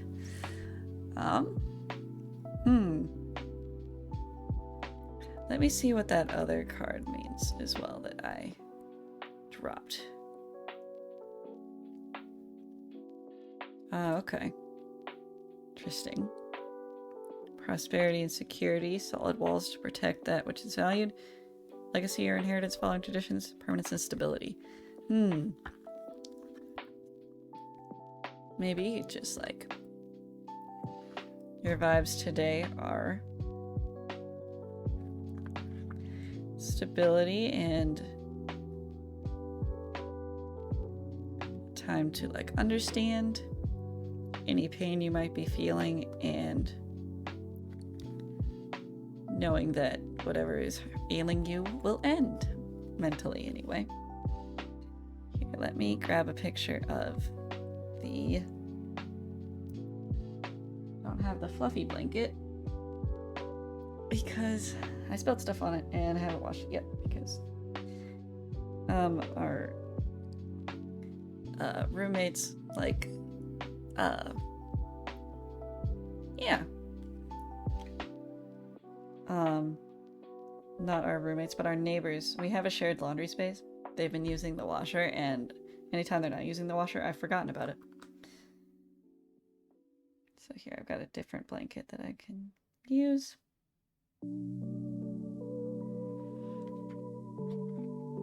And I'll stick that card in the Discord real quick, of course. Just maybe take it kind of chill today, you know? Don't dwell too much.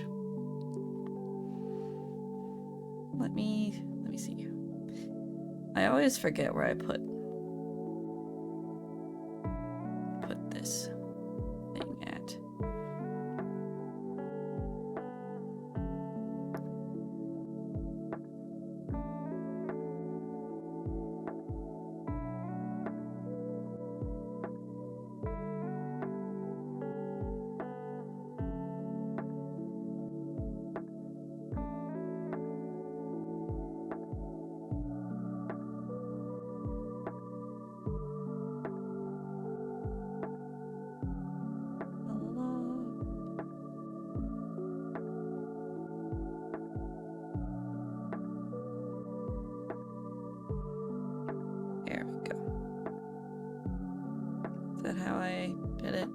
It is.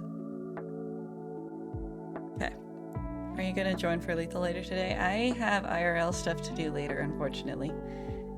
Which is why I am streaming now instead of later. I wish I could, though. It sounds like it's gonna be super fun. Alright. Let me... Yes. Put these back and then we will get back into our story.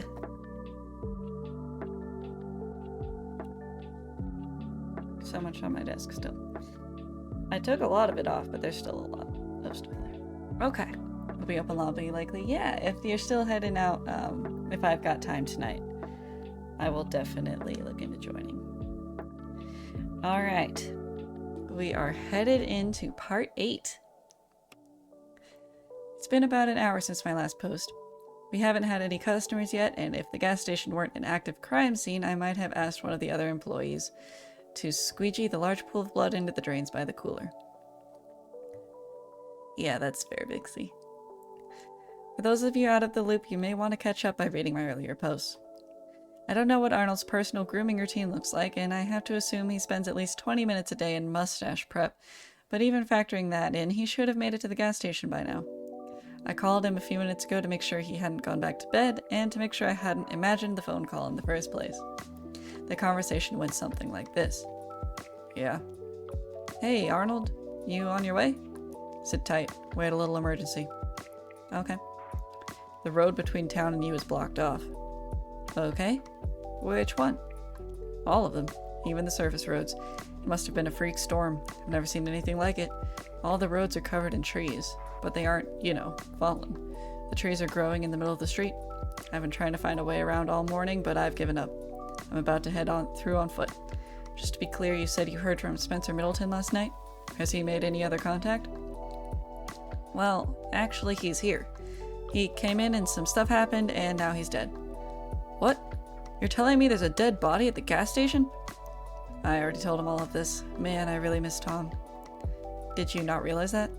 I'm sorry, he answered. When the phone rang earlier, I had just woken up from this beautiful, weird dream of a dark god, calling me into his eternal grace, taking me by the hand and guiding me into blessed oblivion, freeing me from all the pain and suffering of this mortal prison, nurturing me like a child and inviting the world into a realm of higher existence, allowing me the privilege to devote myself to his glorious servitude. Okay, I said, I guess I'll see you when you get here. I ended the call and checked the charge on the phone. The battery's sitting close to 50%. What's the deal, Lucille? Asked Benjamin. Arnold is on his way here on foot. but we might have another problem.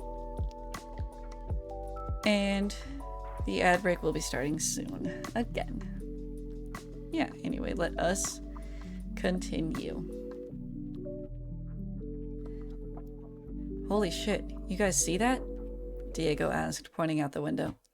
I couldn't quite make it out from where I was seated behind the counter, and I didn't feel like hobbling over a corpse just for a look. What is it? I asked. There's a bunch of naked people out on the road walking this way, Diego answered. The hell you say? Said Marlborough, who had suddenly taken interest. He pressed his face against the window for a better look.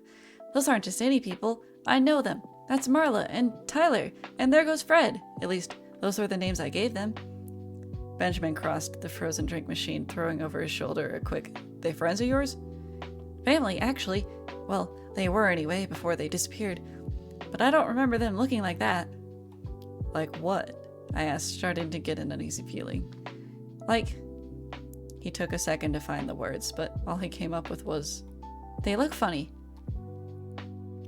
They continued walking closer to the gas station. Close enough by now that I could see them. At least a dozen people, stark naked. The closer they got, the more details I could make out, the more I wish I couldn't. Their eyes were milky and pale, maggots crawling out of infested crevices all over their bodies. Their skin dirty and covered in lesions and bruises. Marlborough was certainly not wrong. They looked funny. I'm sure you know the Hollywood-style zombie walk, the shuffle of an undead body with impaired motor skills. The scariest part of these people approaching the front doors of the gas station was that they were walking 100% perfectly normal. Just a bunch of decaying nudists out for a stroll. There was a loud crash that snapped us out of our probably rude staring. We all turned to see that Benjamin had pulled the frozen drink machine to the ground and was attempting to drag it over Spencer toward the front doors, the sticky syrup concoction spilling out all over the ground, mixing with the congealed blood and coating the floor in a red and brown and purple viscous soup. There was no way we wouldn't have an insect problem after this. Marlborough and Diego didn't have to ask what was going on. They instantly knew the plan and began yanking down whatever fixtures weren't bolted in place and piling them up in a barricade against the glass doors. I would have helped if it weren't for this broken leg. Besides, they look like they've got this under control. You boys think you can stay alive long enough for help to arrive? Benjamin asked. We've got almost 90 years of experience staying alive between the three of us, Diego joked. Benjamin directed his next question to me. You got any weapons in this place? I told him no. The only thing I have is a half-empty canister of gasoline in the supply closet and some really hard jerky, but he was welcome to whatever he could find. That's when he started MacGyvering some spears out of chair legs and broken glass from the drink case. About 10 minutes ago, the gas station lost power. Now would be a really great time to have a giant pet glow-in-the-dark butterfly. Stupid raccoons. It's been pretty quiet, save for the wet guttural whispering coming from those people outside. Benjamin is still searching for weapons while Diego finds things to push against the front door, and, assuming he hasn't fallen asleep, Marlborough has taken the back door. I was feeling pretty useless after Benjamin confiscated my crutches, so I figured I would take this opportunity to type up the account of what happened, just in case Arnold gets here too late. And in the spirit of preparedness, I should say a few things to whoever finds this message. Or is it whomever? I could never get that right. First, to the owners, I'm sorry about the mess. Second, to her, I'm sorry we didn't run into each other one last time. Third, to whomever keeps dumping tar into the ditch outside of the gas station, I hate you. I guess that's all I have to say. It's been a weird, crazy ride. This is Jack from the gas station, signing off one last time. I didn't die! Sorry, it's been so long since the last update, I just got my laptop back from the police. Special thanks to whoever gilded me, by the way. I don't know what to do with Reddit Gold, but it brings warmth to my soul. I know you guys are probably wondering what happened. Well, last week, I met a dark god. I'm gonna take a sip of water.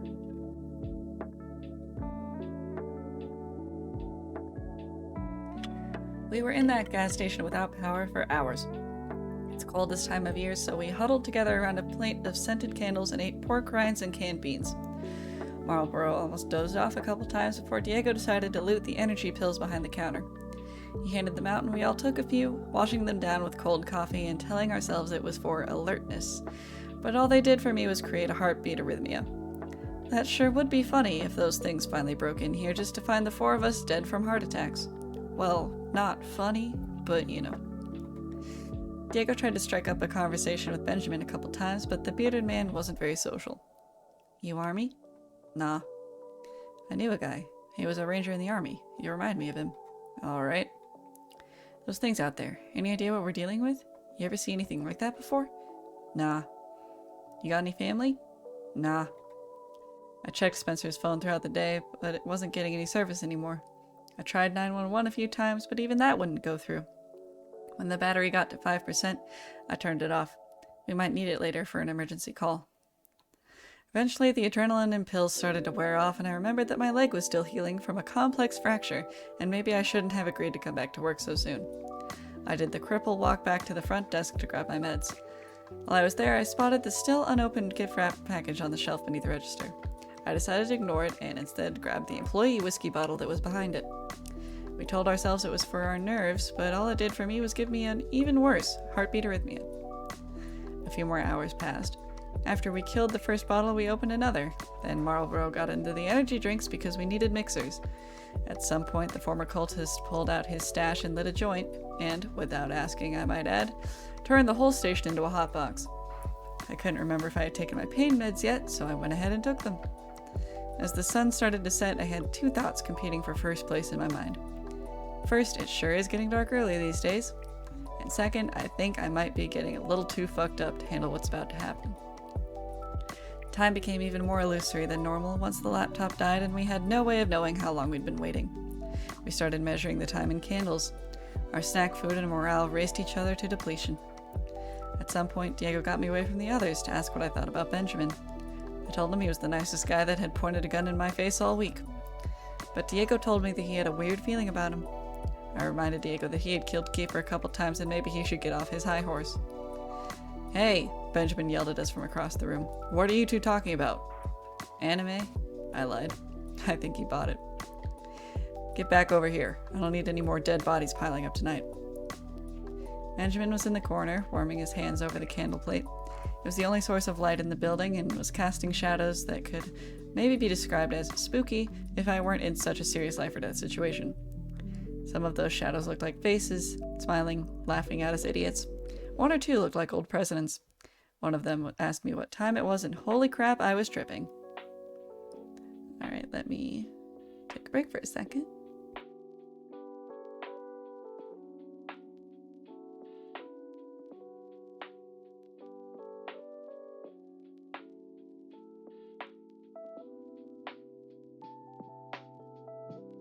Okay.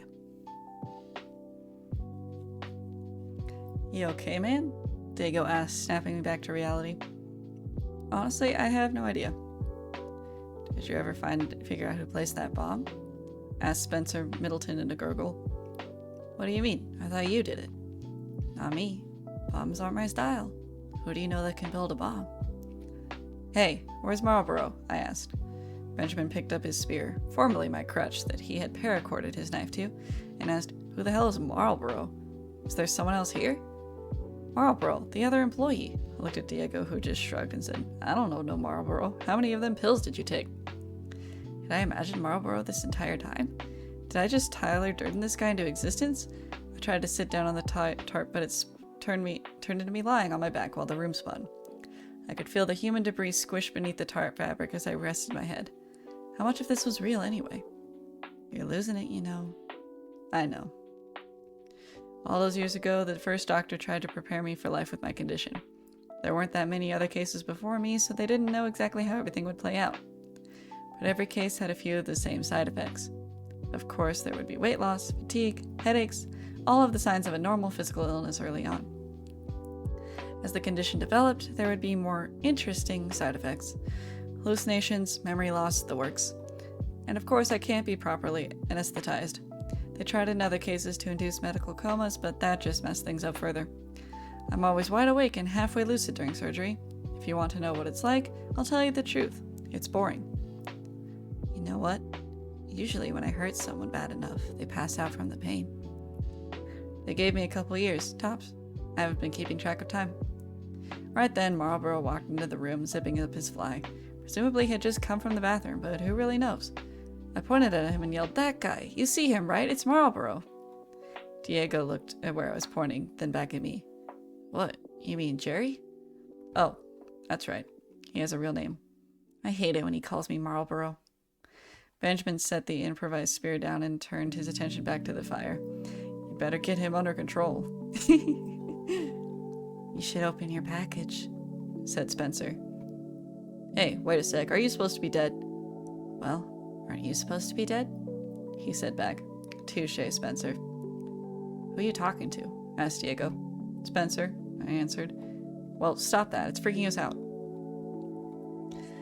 2 candles burned from start to finish before Benjamin decided that help wasn't on the way and our best chance of survival was to fight it out with the things outside. I disagreed, but Benjamin informed me in his own polite way that it wasn't up for vote. He peeled back the layers of the barricade just enough to get a view of the outside. Once we knew what we were dealing with, we could come up with a better game plan. Only he couldn't actually get a good look because something was blocking the view. Something just on the other side of the glass doors. Benjamin yanked back the rest of the barricade and took a few steps back to marvel at it. Well, you don't see that every day, said Jerry. Nope, I can't do it. I'm sorry. His name is Marlboro.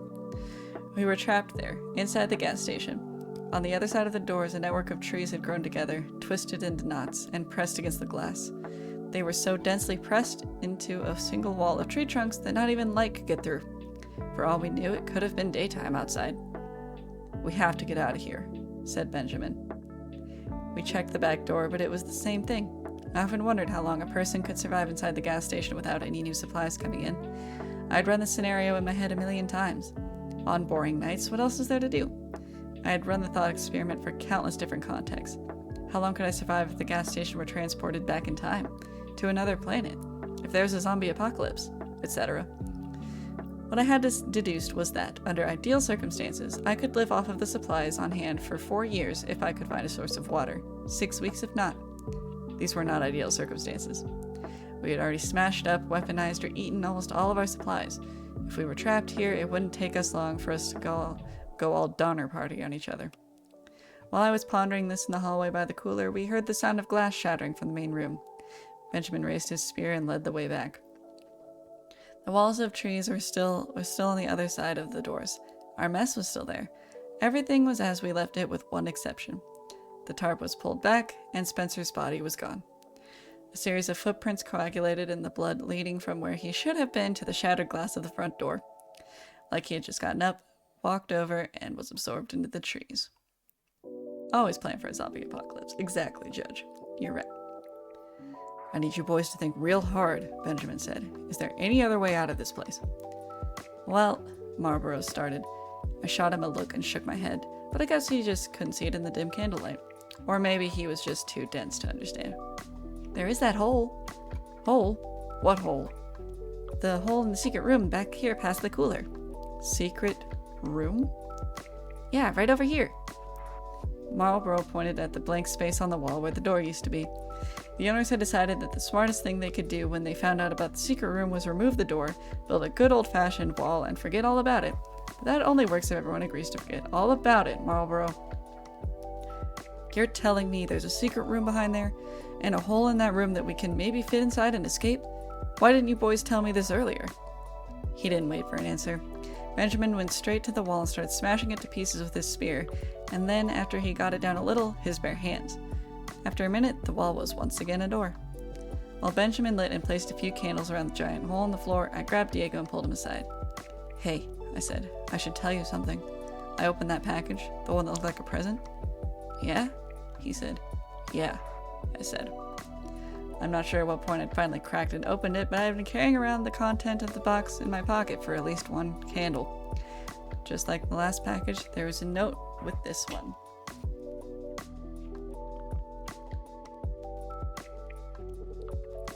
It read, I didn't expect you to use my letter as part of the story, but thanks, lol.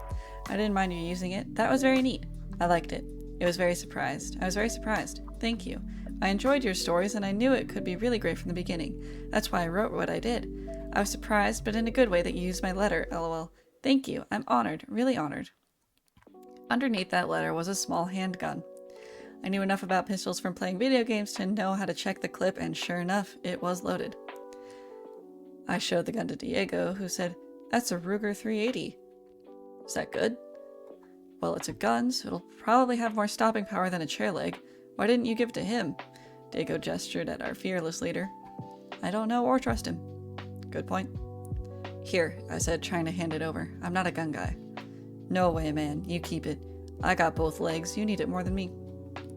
Benjamin yelled to us from the secret room. Y'all ready or what? Time to see what's down here. Then he jumped in. I may have neglected to mention that it was a 10-foot drop to the cave floor below. I also may have taken a little pleasure in the sound of him crash landing and the pain moan that followed. For the rest of us, we rolled up a tarp and put some knots into it like a poor man's rope ladder, and I have to give credit to tarps. Those things are incredibly useful. We had spent hours above ground in a room with a dead body, unrefrigerated food, and Benjamin's body odor. We were all eating canned beans, and I think somebody probably threw up in the garbage can. My point is this. We were all smelling pretty bad, to the point where I was doubting that I still had a sense of smell. But once we went into that hole, I knew for a fact that we hadn't. The smell down there made our gas station funk seem like cologne. The very worst putrid odors from the storm drains around the station were nothing compared to this. Is it possible for a smell to be heavy? Because that's the best word I can think of for it. Not thick, just heavy. Diego and Marlboro took turns barfing. When they were done, Benjamin handed out the torches he had made from gasoline-soaked rags and chair legs. I don't know what this guy's deal is, but he sure is crafty. The cave was a straight tunnel starting under the gas station and heading away from town. It was plenty tall enough for us all to stand comfortably, and there was a slight incline, taking us downhill as we walked further into the hole. What the hell is this? Benjamin asked after about 20 feet. He waved his torch at the wall, and I saw that somebody had spray-painted a message on the cave wall in red. It said in shaky handwriting, Rita the raccoon ate the cocoon. I said it a few times in my head and was pissed off at just how close it came to rhyming, but didn't. Like a song slightly off-key. The handwriting was eerily familiar, especially that capital R, but I couldn't remember why. There was another lawn gnome on the ground beneath it. We continued further into the cave, Benjamin way ahead of us, bringing up the tail, hobbling along the best I could with just a single crutch. The deeper we went, the narrower the cave, the stronger the smell. Nothing about being down here away from the gas station felt like an improvement from our previous situation, but it wasn't until we made it to the tree that I really decided that we had messed up.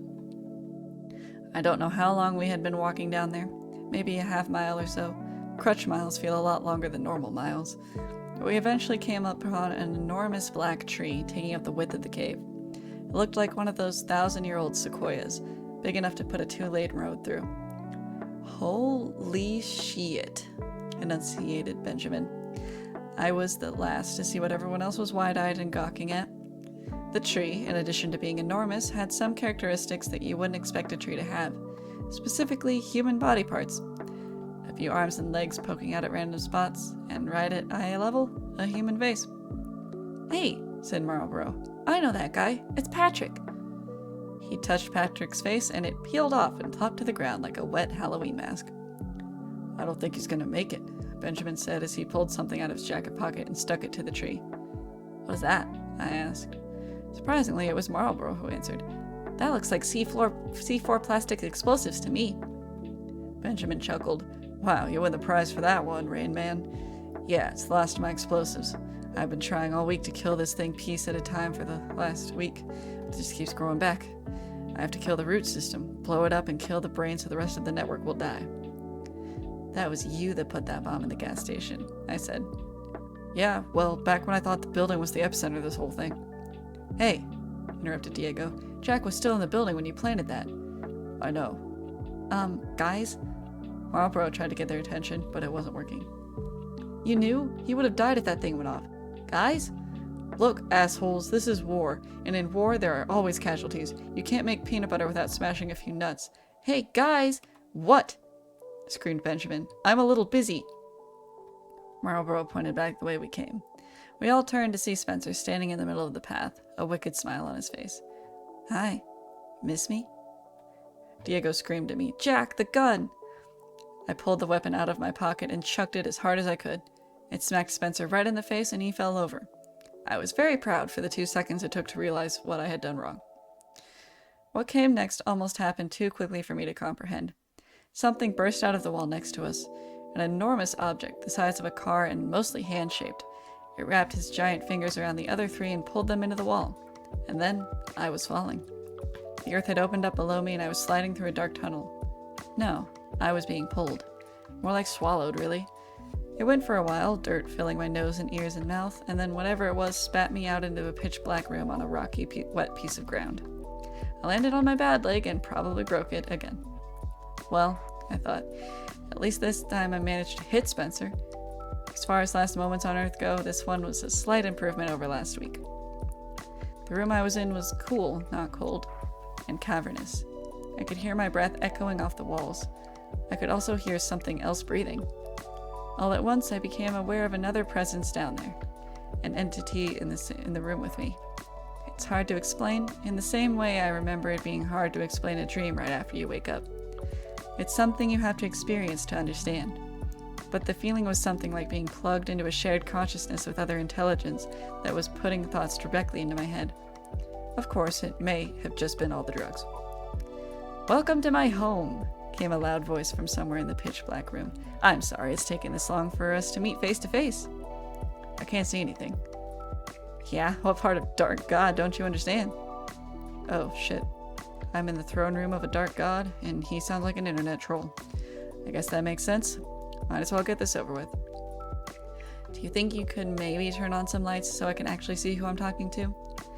He let out a very human-sounding sigh and exclaimed, "Fine." Out of nowhere, the entire room turned into an intense, furious, bright white. All I could see was pure light.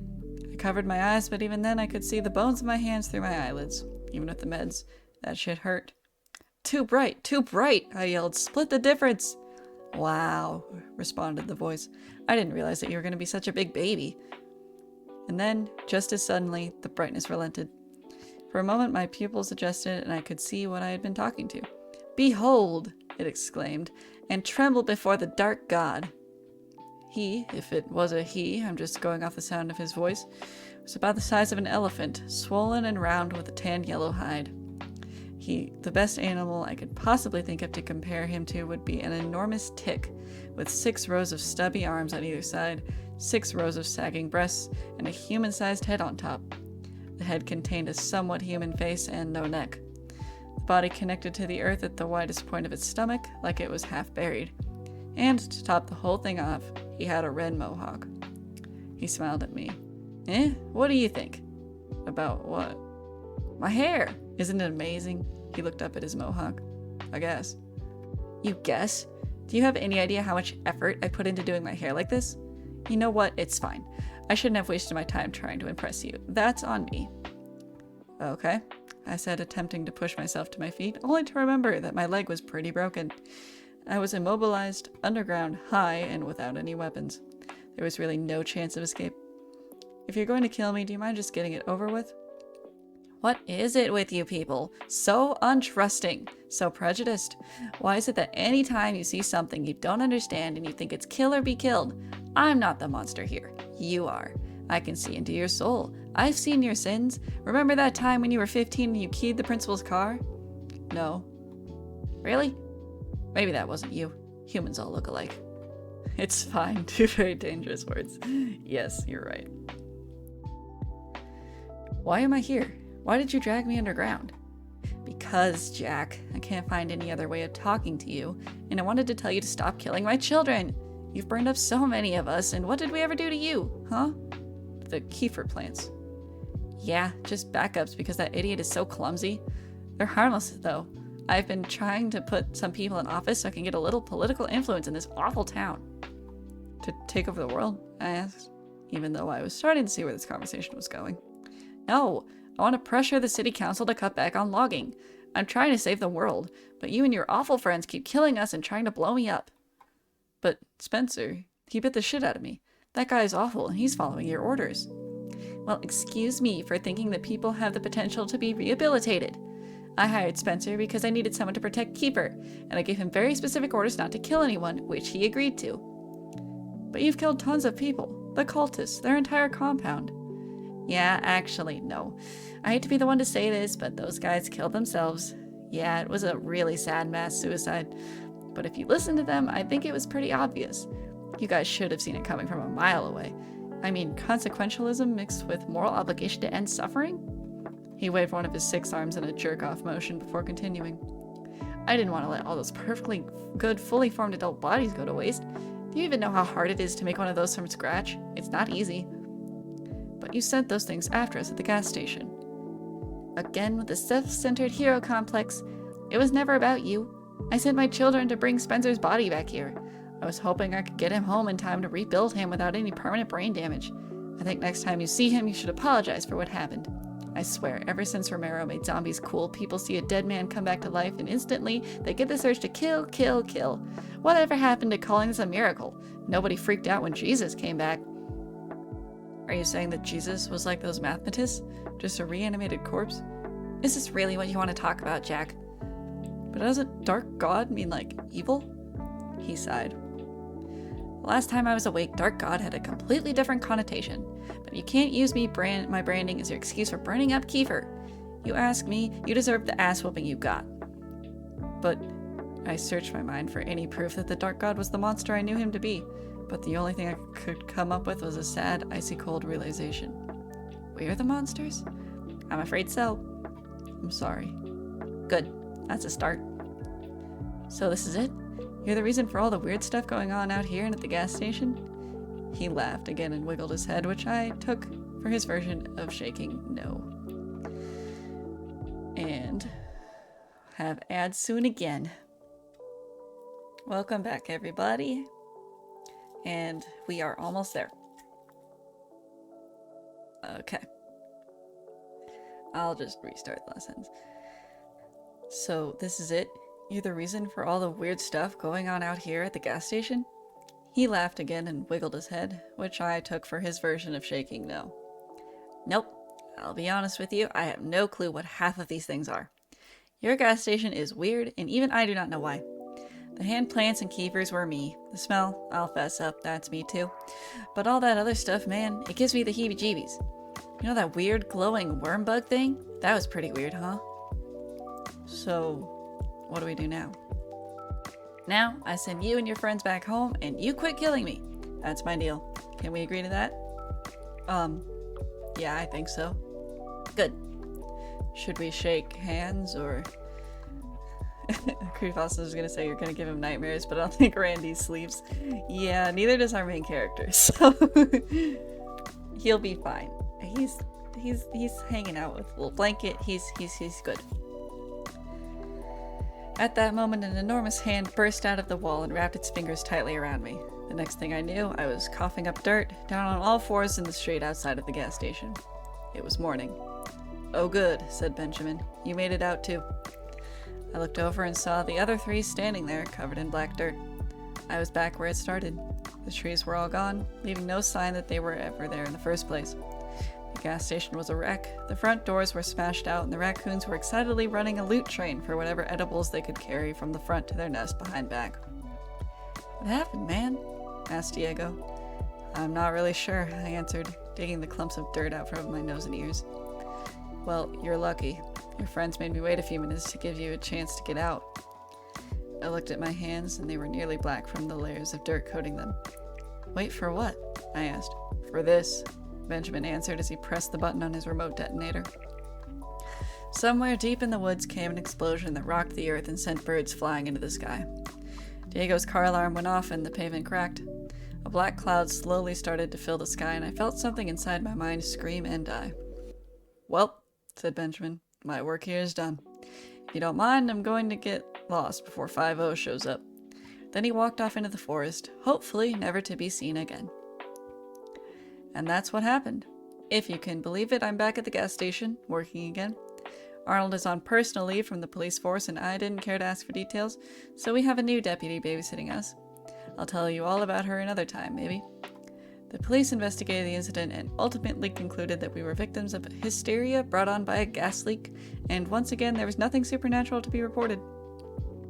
I don't know if this is the end for the Dark God, but I do know that I haven't felt any compulsions to continue digging ever since Benjamin blew up that underground tree. Things are settling back into our brand of normal. I still work way too much. I'm still keeping a journal. and weird things still happen at the shitty gas station at the edge of town.